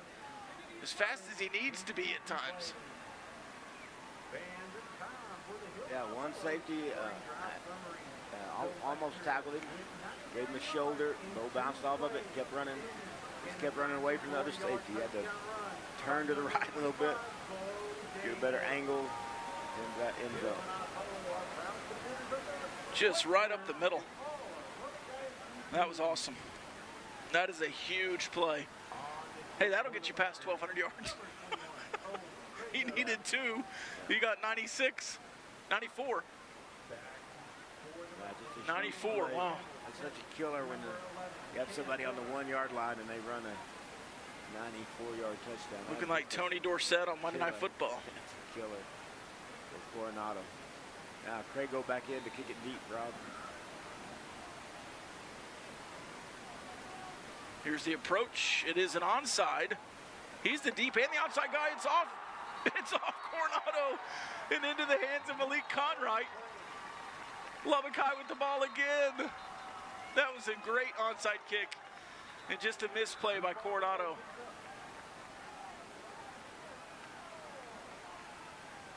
Hold on. Was Lubbock High offsides? There's a flag at the 40. Is that on the back side of that play? Offsides on the back side of an onside kick. We're hunting for mice there. I'll tell you what, we're not calling pass interference tonight, but we're sure going to call offsides on the kickoffs. That's 3 or 4. I think they've called offsides on nearly every kickoff. That's 3 or 4 of them at least. Now, they've been fair both ways. I wasn't trying to be snarky toward Kelly Robinson's incredible crew here. Just saying we're eagle-eyed on these offsides. Man, that was a big play. That is a big win for Coronado there. And it's not a surprise anymore. So I would assume you're kicking it deep here, especially back 5. I don't see a number 7 out there. They must have taken it. Oh, they do it again. It's bounced. Get on it. Get on it. Oh! It bounced far enough, but it was at the 45, and he was trying to wait for it to go to the 50 or something. You didn't need to go to the 50. They had it again. They had it again. That was a perfect kick, perfect blocking, and it just goes out of bounds. Yeah, it's right there past the 45. Lubbock High is standing there, and they don't get on it. Well, you're so used to it being the 50, you know. That's just lack of awareness. Man. All right, well, some drama there, but Coronado's going to get the ball in really good field position.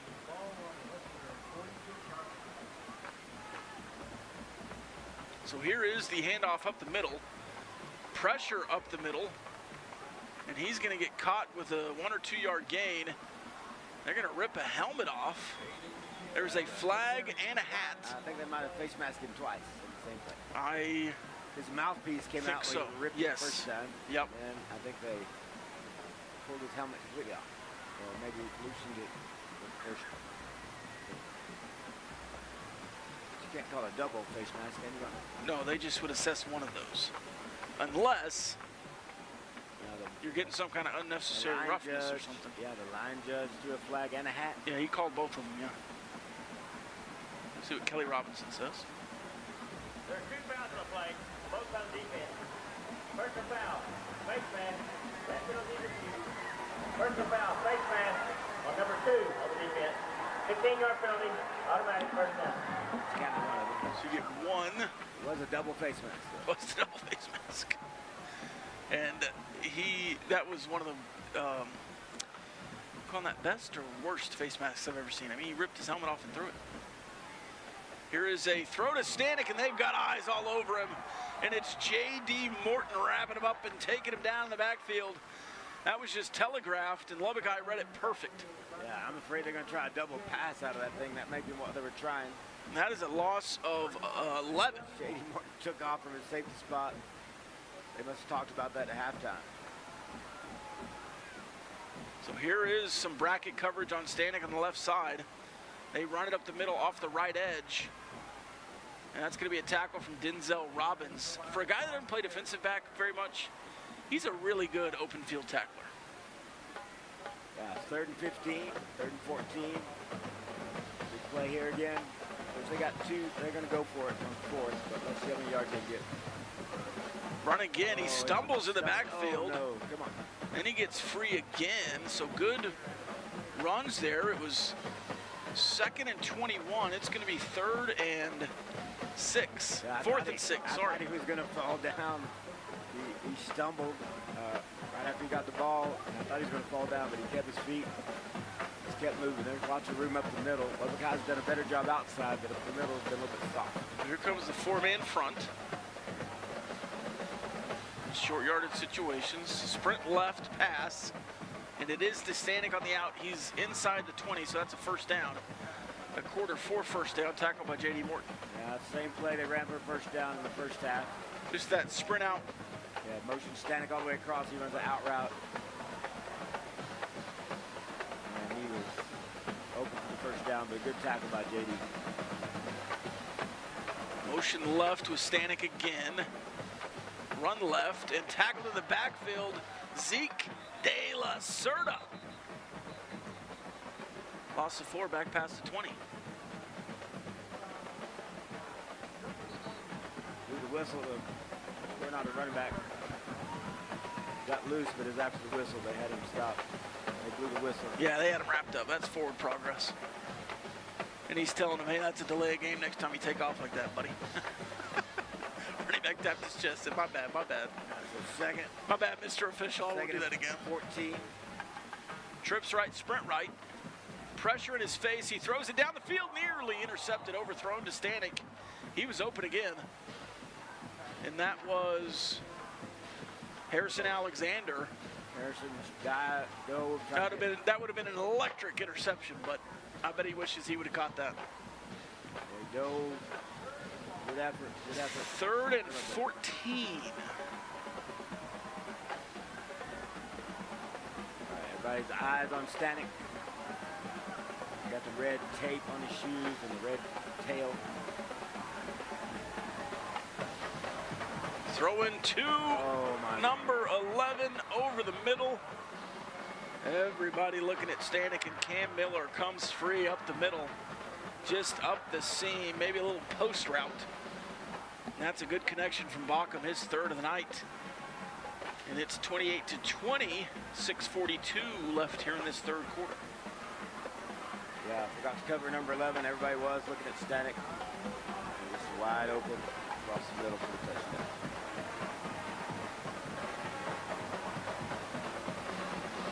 That was an ugly kick, but it counts the same. goes through the uprights. 28-21. We'll take the break, come back for more Westerner and Mustang action right here on the Texas Sports Marketing Network.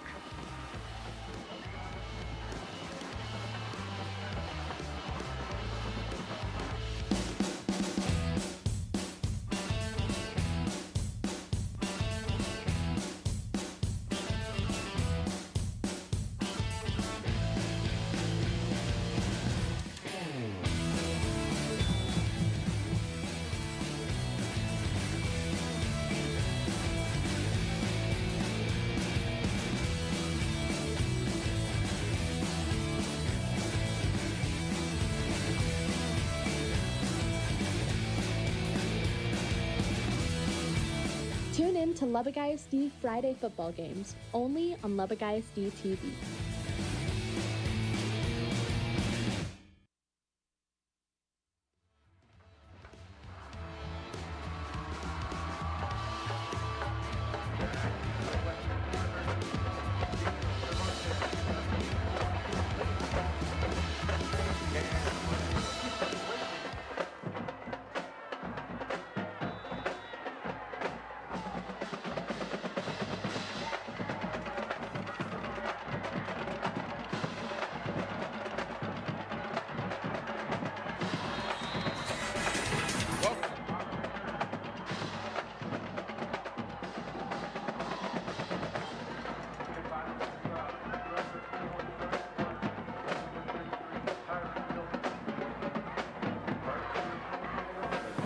Tackle JD before he can find a spot to run north-south. We ran inside. Lubbock High starts on the 21-yard line. I mean, that's what they're coached to do, obviously. They catch the ball at the numbers and they run in between the hashes and then try to turn up there. Just could never find a place to turn up. Starts at the 21, Davis in the backfield. They do hand off. He's trying to find some space. There's not much. He's going to drag some defenders. Hold on to that ball. And he's going to get up for another gain of 6.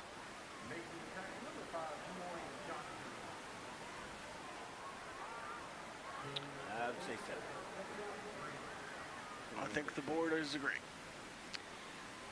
Robbins and McNeil to the left. Cervantes, Blakely to the right, doubles formation. Here in the second half, in the fourth quarter, we'll take you through some of these seniors on the Lubbock High roster as they make plays. Motion right from Robbins. Handoff up the middle. Reyna keeps it. He's around the left side. He's going to get a first down. He cuts back and slides. I don't know if that was particularly supposed to be a read option, but Davis' first contact in the backfield, and Reyna just pulled it and ran. Good decision. Yeah, nice play. Quarter 4 first down. Smart to keep the ball there. There was a defensive lineman in the backfield, the nose, standing there when Davis was trying to get the ball, and Reyna took off. So yeah, that keep works. Keep him honest about it. 5 minutes to go in this third quarter. A massive drive after that quarter 4 first down. Here's Anthony Boyd up the middle. He breaks free. He's past the safeties. Can he outrun him? No, just inside the 20. Run down by number 23 of Coronado, Zakai Bibbs, the linebacker. Wow, he was moving. Bibbs catching Anthony Boyd from behind. Boyd did a good job hanging on that ball. He tried to strip it, tried to do the hack from the back. And Boyd, strong hold on the ball. Is that trademarked? Hack from the back? From the back. Boyd getting his pads fixed. We got a tackle over here to the right. Is that true? Run right. Yeah, we saw Davis score a 72-yard touchdown on that, I believe, last week. So that was the tackle over. They just ran. It's basically a stretch, an outside zone to the tackle over. And It worked for a gain of a couple there. Maybe 3.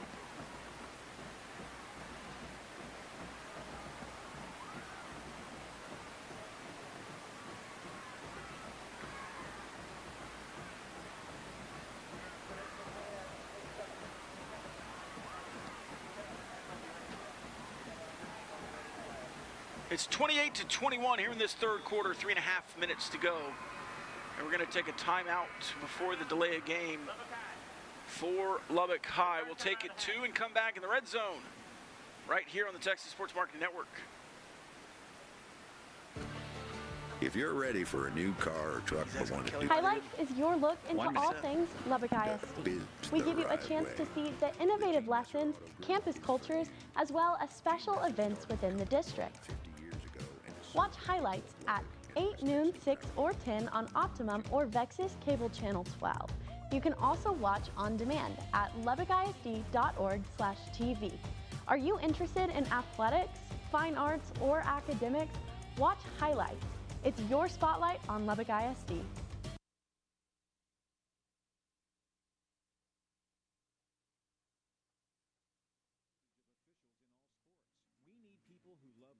And want to be a part of the solution so that our student athletes can continue to participate. Don't worry, Tasso will provide you the training you need.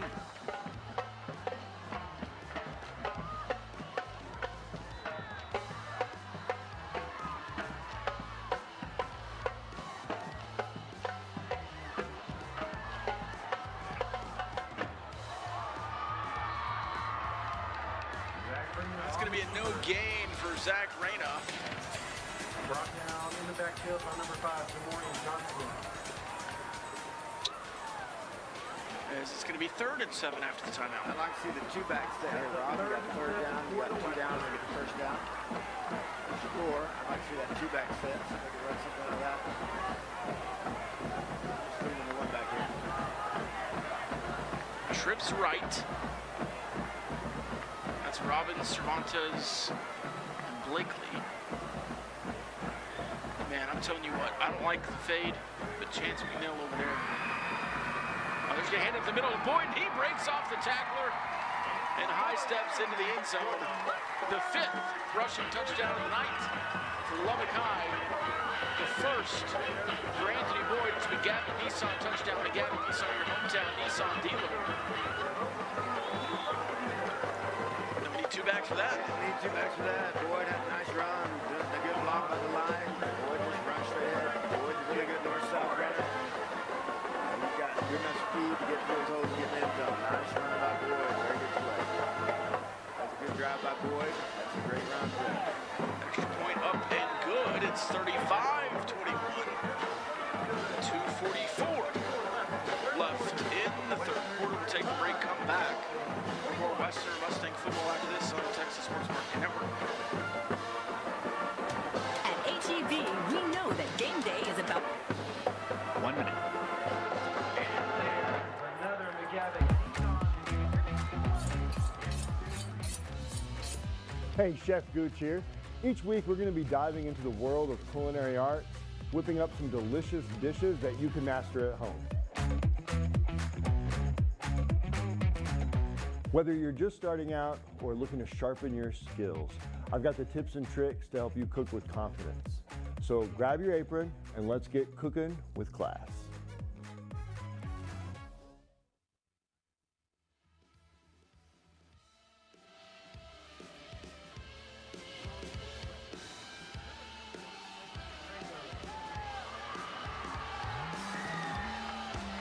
Back for the Mustangs. Number 1, Campbell Spanish. Number 11, Cam Miller.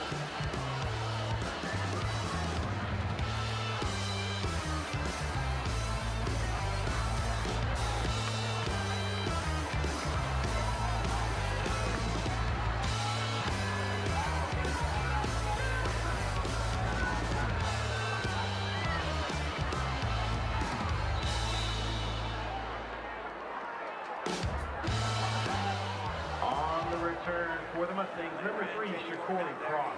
He ran and then he started to turn up too soon, Rod. On their own 29 yard line. Outside kick. Just trying to steal a possession. They're ahead by 2 touchdowns. Offside on the kicking team. Offsides again. I think Coronado will just take this ball and high yardage.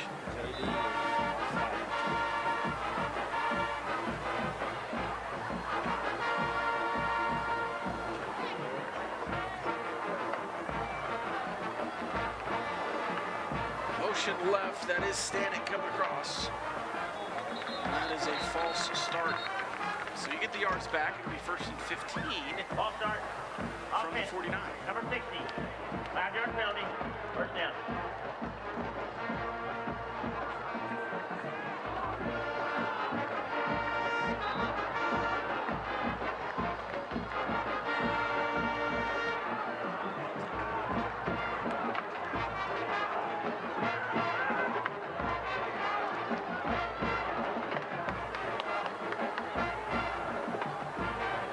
It's open.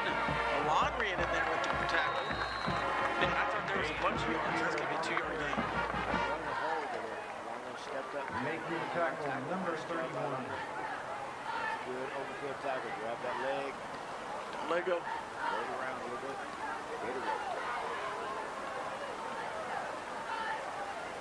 All right, he is one-on-one with Landry. Weird play is didn't look like everyone was set. It just runs off to the right. It's going to be a big gain for Coronado, and there's a Coronado player down. Not a first down. It's going to be 3rd and short. As we have the injury timeout for, I believe, number 60, Josh Vea. We got to do a little bit better job tackling. We're getting up some much yardage, but a little better job tackling.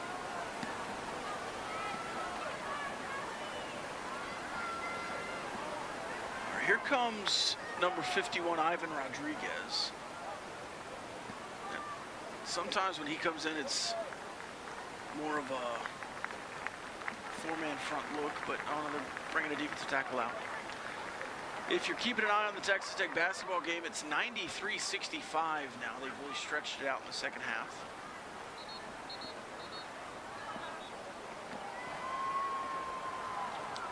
If you're focused here, it's 35-21.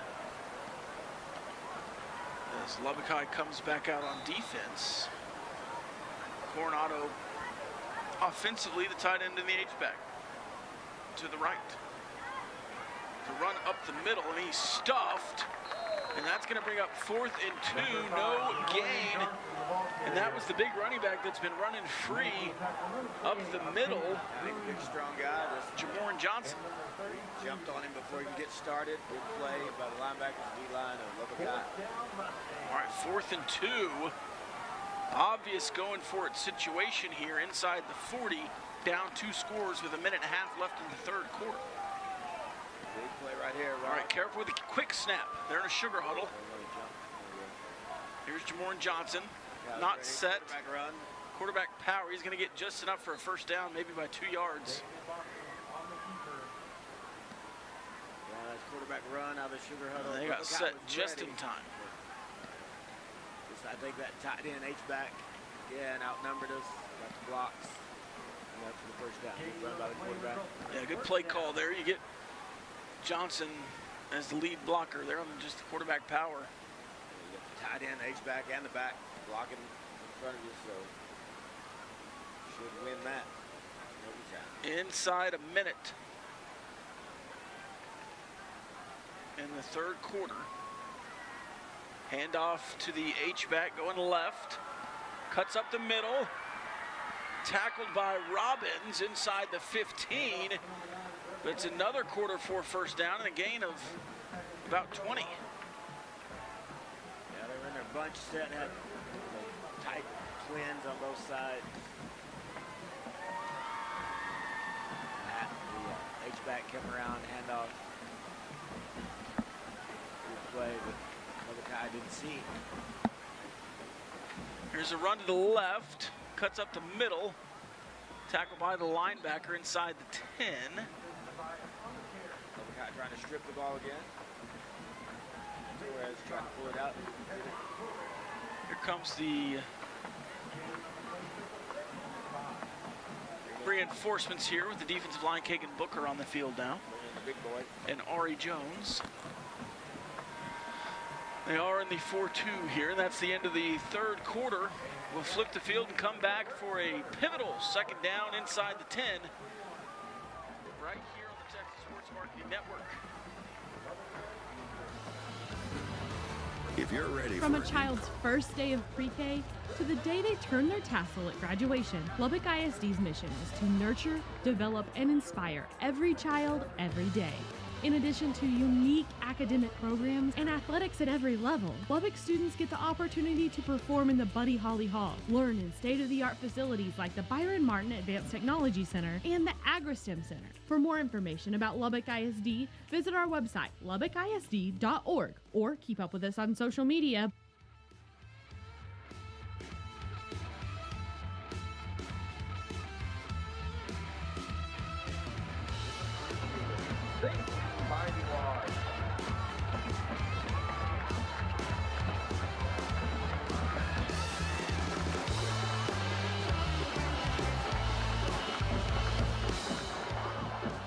Hey fans, shine on your vehicles to help out those who need. And the QR code located on the turbo at a body wash guarantee. All benefits. Thank you fans for helping them out. All right, reset the situation here in the fourth quarter. Lubbock High up 35-21. Coronado inside the 10, two receivers to the left. H back to the left. Empty. Motion right. Oh, this is a wildcat formation with number 4 in the backfield. That's Hayden Harger, the tight end. Hayden Harger on the carry. That's a first down. Inside the 5, it's going to be first and goal from the 2. Same thing for the backfield. For the Mustangs. The big fella. He is a big fella. That's 6'3", 225. Same play right at the middle. He's walking in. J.D. Morton puts contact on him, but he's going to score. And it is a McGavick Nissan touchdown. McGavick Nissan, your hometown Nissan dealer. 35-27. This game's not over, Coach. Didn't think it was, but Lubbock guys got to keep scoring. We do. You're going to have to keep scoring to win the game, Rob. You got to just keep scoring. On for the PhD. Good answer by Coronado. Nice drive. Ran the ball down the field that time pretty much. Not much. Not any pass. It's all run. Oh, and the kick is fumbled and tackled in the backfield, so it's going to stay 35-27. And that's a break for the Westerners.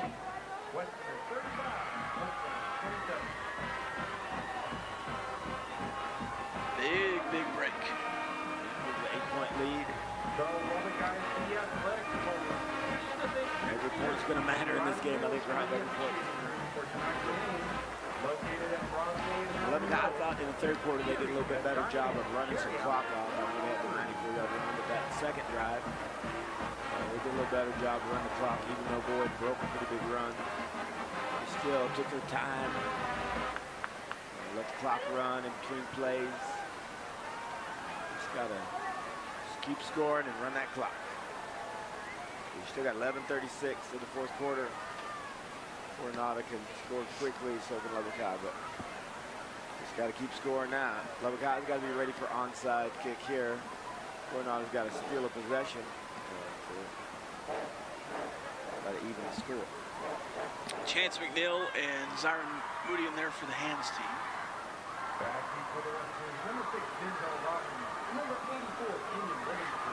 Lots of guys up within 15, 16 yards of the ball. Definitely the onside hands team. Here comes the kick, and it is a pooch. It's going to hit the turf. It's free. Cervantes gets on it. It's out again.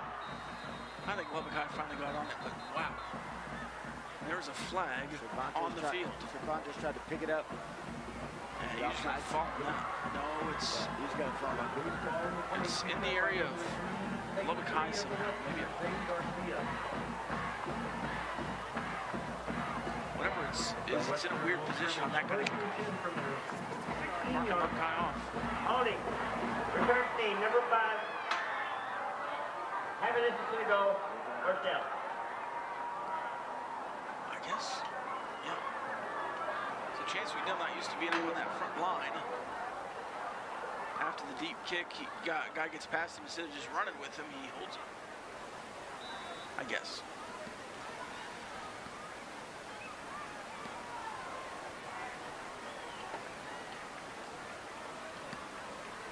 Looks like you got the 2-back set here, Rob.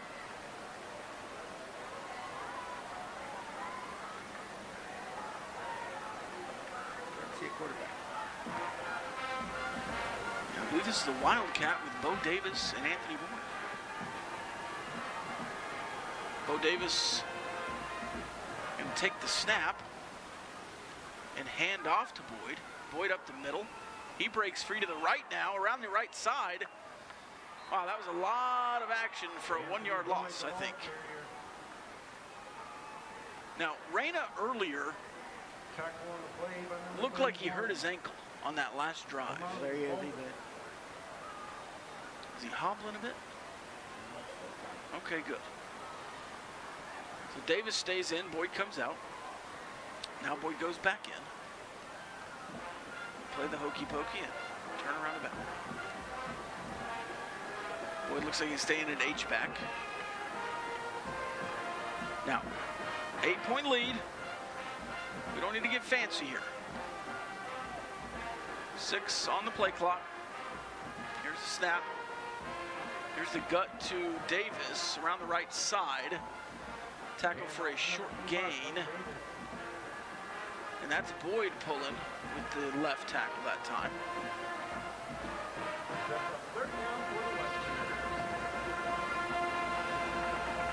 I thought that was going to spring for a second.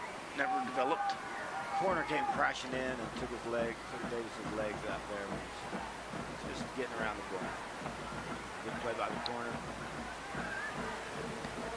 3rd and 7. Up on Cervantes, so that smash isn't open. 2 receivers way out to the left. And it is just a draw to Davis around the left side. No room. And he's going to get tackled in the backfield for a 2-yard loss. And that play just never got started. That drive never got started. No, just like, I was confused the whole drive. They came out there in that Wildcat. Wildcat. You just never, you can't waste a play, Rob. To run the clock out. You have to waste a play, that Wildcat play. Well, it was just Boyd running the ball. It was strange, though. I agree. And then Boyd didn't know if he's coming in or out. Here's the punt. Another good one. Let's see if it gets another roll. It does. But Stanek picks it up on the run. He is free down the sideline, cuts in and scores. Wow, he's fast. When that bounced up high, I started to get a little nervous, and Stanek just took off running. It was 35 to 21 a minute ago. Entering this 4th quarter with 9 minutes to go now in the 4th quarter. It's 35-33, and Coronado's going to try to go for 2 to tie this game. Once Lubbock High took a lead, they have not been tied since.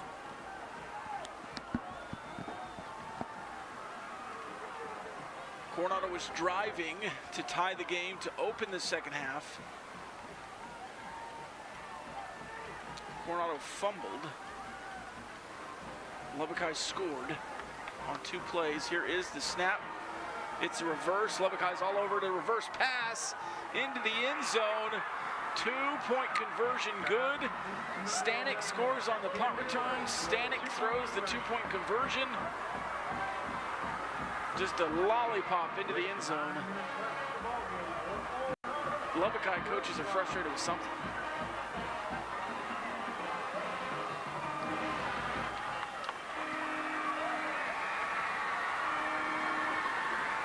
The energy has shifted. It's a tie game, 35-35.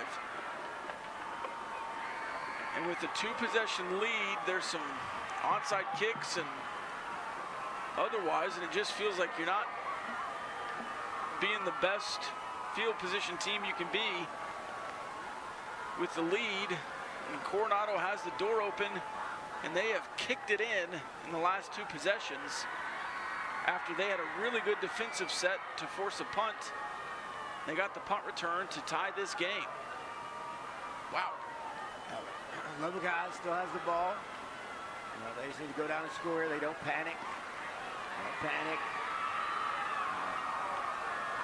Need to get better field position for the start. It's kind of the same plays we called in the first half, third quarter. I don't know why you try a different offense down from the 8-yard line. That's not a good decision. But Lubbock High still in good position. Still got to get this ball and have a chance to go down and score again.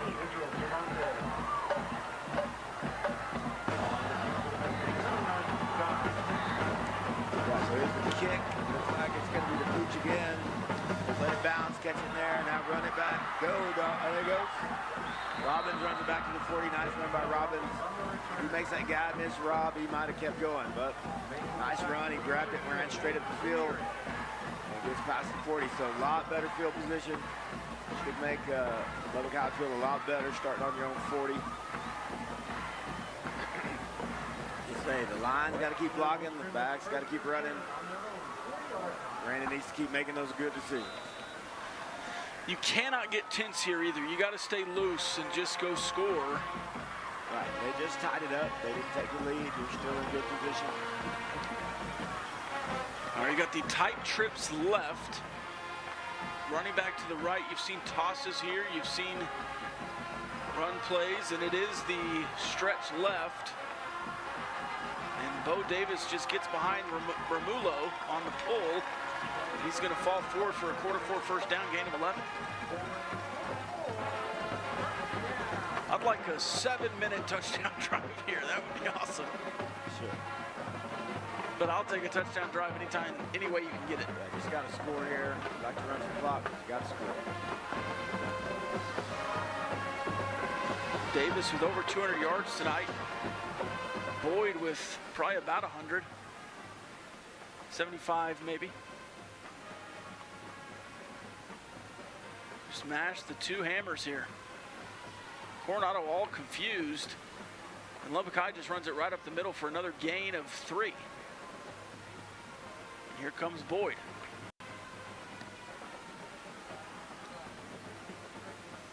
Davis ran into the lineman that time. The lineman didn't clear his guy very quickly.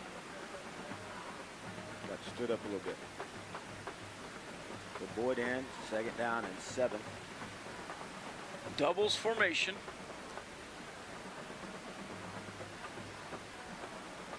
Still getting the play. And I'm snapping this inside of 10 the whole way down this field if you can keep some momentum. Yeah, they have been. Here's the snap. It is Boyd, and he cuts it up the middle. He nearly got tackled for a loss, but turned it into a 4-yard gain. Yeah, that's a good run by Boyd. Just stick his foot in the ground and get free. Now, I looked up and Romulo was out by the numbers. Was that a little ninja there? I don't know. Did he pull? What happened there? He pulled. He pulls the puller. When he would have pulled, that would have been a power. 3rd and pulled strong side on that. 3rd and 4 is big play here, Rob. Trips right, 3rd and 4. Do you put it in the air or do you run the ball? Boyd in there with Reyna. There's only 2 defensive backs over there. It's just Boyd up the middle. And he's going to be at the line to gain. And they give it to him for the quarter-4 first down. Perfect yardage there as Boyd just took the ball, put his nose to the turf and ran as fast as he could up the middle. Yeah, I like that. Just run straight ahead, run straight at him. Don't pull anybody. That's a good way to get the first down. That's a big play. Good job by Boyd. Good job by the offensive line. Tick, tick, tick, tick, tick. 6:15 left in the 4th quarter. Tie game at 35. This one out to Robbins, and that's going to be a decent gain as the clock will continue to run here. Oh, they said he was out of bounds, but it's more than 2 minutes, so.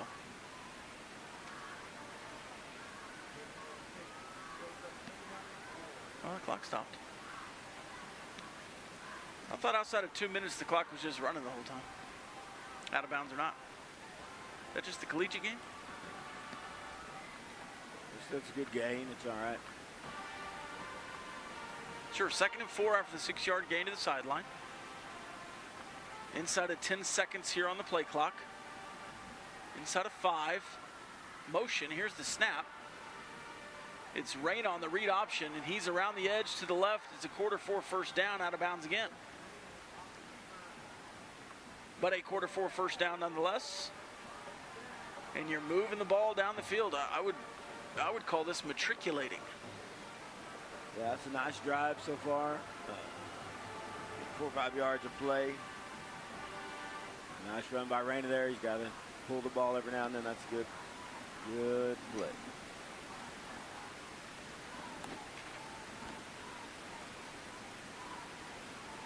All right, still looking at the call here. 10 seconds on the play clock. Need to stay in bounds. Now, while the clock stops, we just go ahead and run the play. Motion right. Here's a snap. It's Davis left, and there's a hole up the middle, and he's free. Cuts back to the right, inside the 10, dragging him down inside the 4 to the 3. Out of bounds again, but you're in business for a touchdown inside the 3 with that, McGavick. Sorry, 1/4 first down. Not quite a McGavick-Nissan touchdown. I might jump the gun a little bit there. All right, see if we can punch this in. 3 straight plays out of bounds, but still, hey, moving the ball and scoring is more important than the clock right now. Just trying to get the best of both worlds there. In the words of, I believe, Hannah Montana. Familiar, Coach? Randy knows what I'm talking about. Here's Davis up the middle. He's going to get stuffed at the goal line. Maybe a gain of 2 to the 1. I would do that 3 more times if you need to. With Davis or Boyd. I'm not getting crazy here at all. No.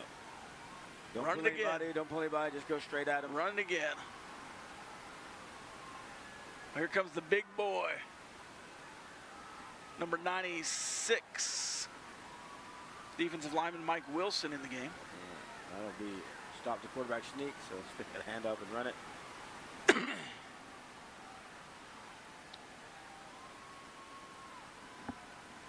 Here's the snap. It is Davis to the right side. No, Raina keeps it, and he is thrown down for a loss of 5, and it's going to be 3rd and goal from the 6. And here comes Boyd. We'll see if it's a 2-back or if he's in for Davis. He's in for Davis. You're going to keep 4 wide receivers on the field. Yeah, Raina should not have kept that ball. It's a bad decision by Raina. The end was standing there waiting on him. You just give it. When you're at the 2-yard line, just give it. Davis can get it in there. Now, Boyd needs to run straight ahead. And even if he's not, it's not a loss of 5. Right. Boyd's got to run straight ahead. It's still 3rd down, so you get 2 shots at this, I would assume. And here is Boyd up the middle. He is tackled at the 6. No gain.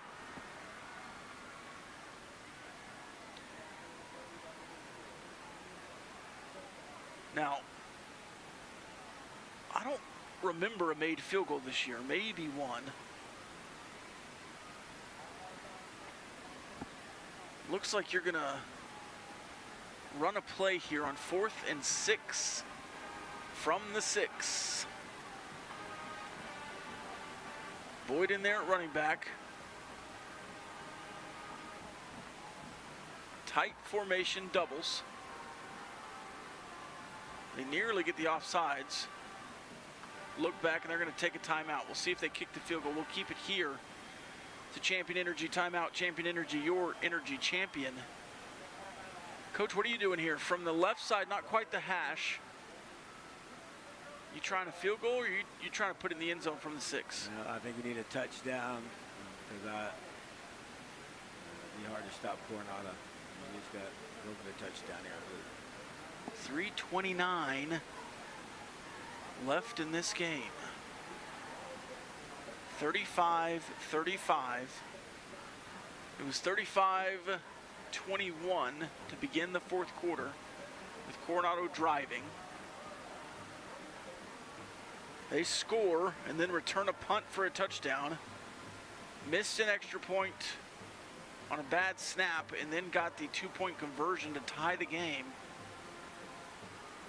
This is Lubbock High's first possession after the tie. They got it to the 1. A read option pushed it back to the 6. Tackle for loss. And this feels like the game.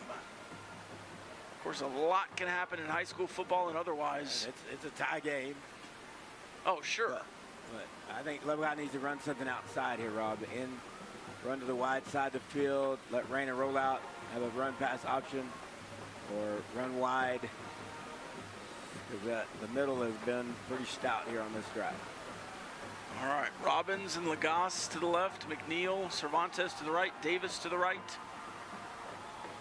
Robbins motions right. And it is the run left with Davis. He breaks the tackle, goes inside, dives into the end zone. It's a touchdown. Lubbock High Westerners, a McGavick Nissan touchdown. McGavick Nissan, your hometown Nissan dealer, breaks a tackle at the 5 and dives in like Marshawn Lynch into the end zone. It's 41-35, and you need an extra point to make this a 7-point game. 3:21 left in the fourth. That is Bo Davis's 5th touchdown of the game in the rushing category. And here is number 19, Jason Torres with the kick. It is up and true. We'll take a break and come back for Coronado's response on the Texas Sports Marketing Network. At HEB, we know that game. Oh, I lost my phone. How am I going to see LASD TV's shows and content? What's this? Hey, I can finally see all of LASD TV's content, and you can too. Be sure to check out our Facebook, Instagram, and Threads at Lubbock ISD TV and our YouTube at Lubbock ISD. You'll be able to see student-produced content, live sporting events, behind-the-scenes photos, and district information. Oh, and don't forget to check out our website, lubbockisd.org/TV, or watch us live on Optimum and Vexus Channel 12 to see full student-produced shows. I'm Leah White, and you're watching Lubbock ISD TV.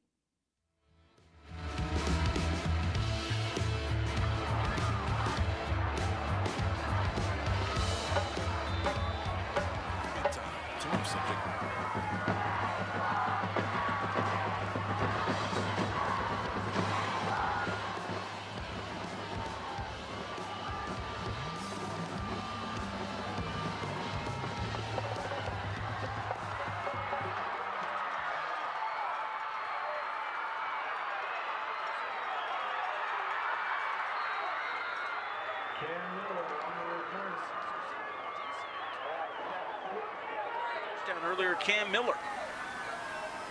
Yeah, he ran, got the corner, right up the sideline for a nice return. The guys trying to kick that in the end zone, but they were back inside the 5. He got inside the 5. Had a nice run, so they're going to start at the 35-yard line, Rob.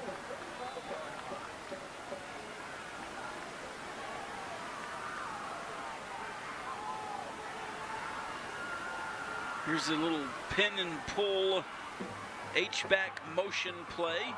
Ball's loose! Oh, Lubbock High was on it, and I think it popped free again. I think that was Octavius Ruiz who jumped on the ball, and it squirted right out from under his chest. Did they call him down, or was it the Here's the replay. Here's the replay. Pops out, they tackle him, hit him right there. That is a fumble. Oh, it was 61. Miguel Rodriguez, who just knocks the ball back into Coronado's hands. And a great tackle there from Lubbock High to stop the momentum. That's Anthony Boyd on the tackle from his defensive tackle spot.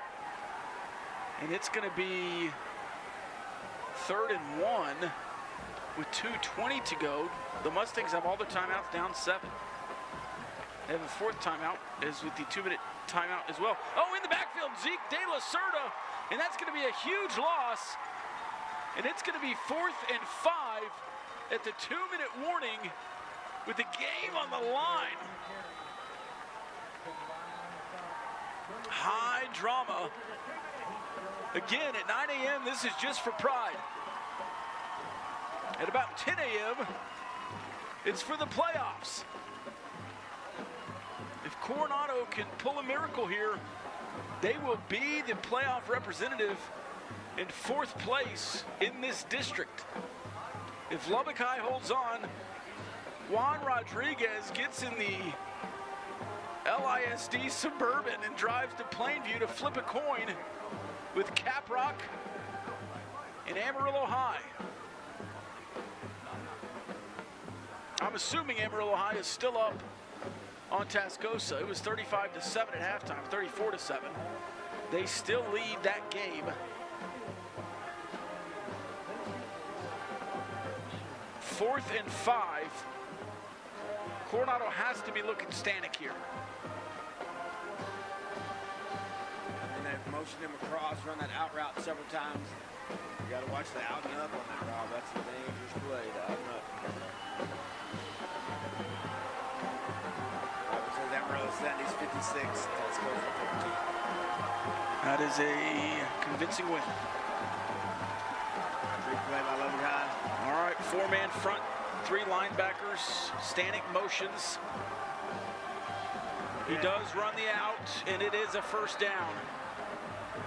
You called it, they blitzed off the edge. I would have sunk that guy into that zone right there. So they run for their 1st down play.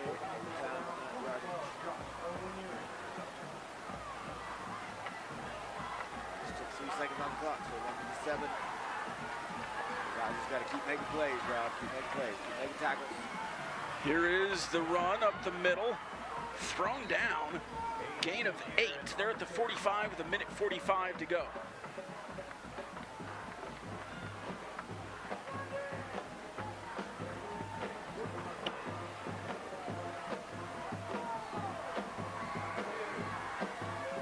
Coronado trying to get a play in. 1.5 to go.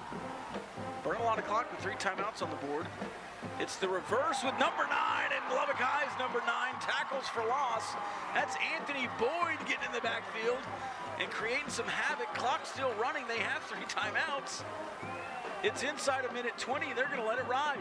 It's 3rd and long. Yeah, Boyd shot through the gap. Had a great tackle in the backfield. Tackle for loss. 3rd and long.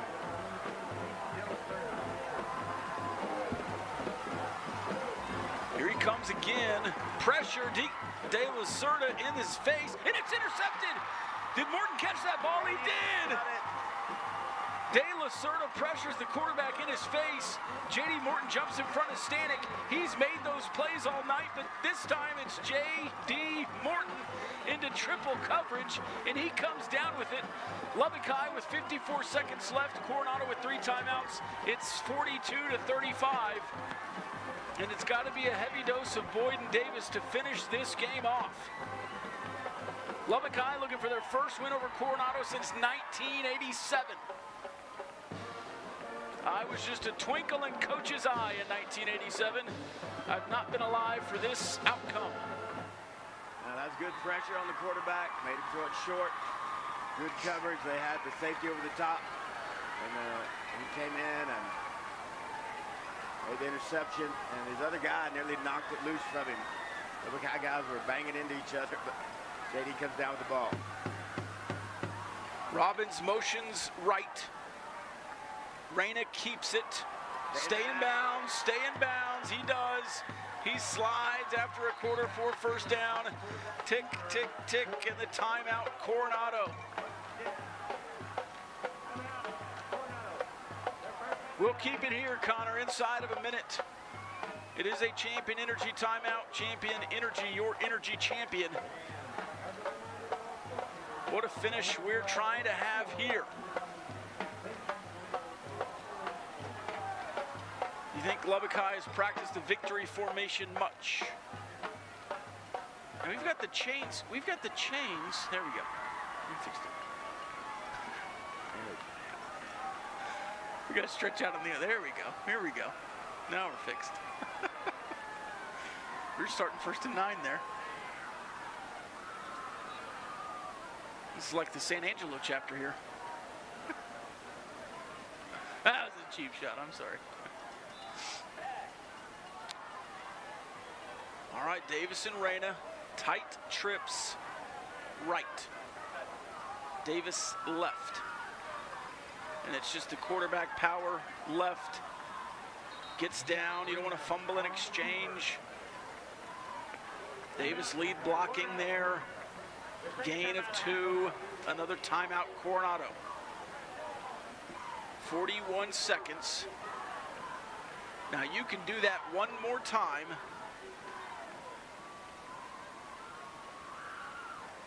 And then kneel the ball. But it's going to be a 4th and... I think you need to run a play here. Yeah, we need to run a play. The math is tight. I would just hand it straight up the middle to Davis or Boyd, right? I think Davis might be politicking for a carry. I don't think they're giving it to him. Maybe you wanted Hinojosa in there or something. I don't know. I think they're doing the victory formation. Oh, all right. They're going to stand there and let him sit there for 5 seconds. There's the clock at 33. And they're going to take the timeout at 33 seconds. Third down. Third down. And the clock's going to be at 25 seconds. Right, that's what I'm saying. But they're going to have to do the victory formation. Formation, get the snap, kneel it, game over. So 0 timeouts. So Lubbock High in victory formation. Cervantes and Robbins looking at each other. We do the Landry stand. Snap. Kneel. 30 seconds on the clock.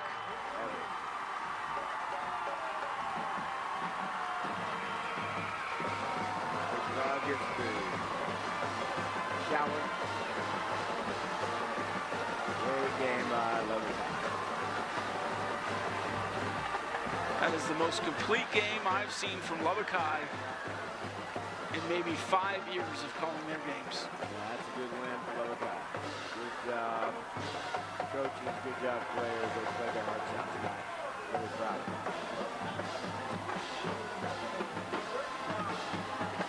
Here's the handshake line. As this goes final, 42-35.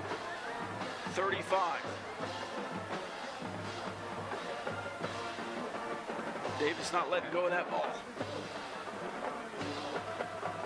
Got it from the official after the final snap. This team savoring a victory. Really, really good performance from the Coronado Mustangs, especially highlighted by Stanek with a punt return and a couple of touchdown catches. He also threw for a 2-point conversion. But it was Bo Davis's night, 260 yards, 5 touchdowns, leading his Lubbock High Westerners to their first district victory outside of the forfeit.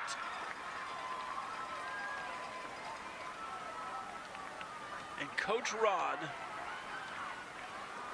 will be flipping a coin for a playoff berth. I wish we could go live for that, Coach. We'll take a break and enter the post-game show on the other side. The final once more, 42-35. It's the Texas Sports Marketing Network. At HEB, we know that game day is about...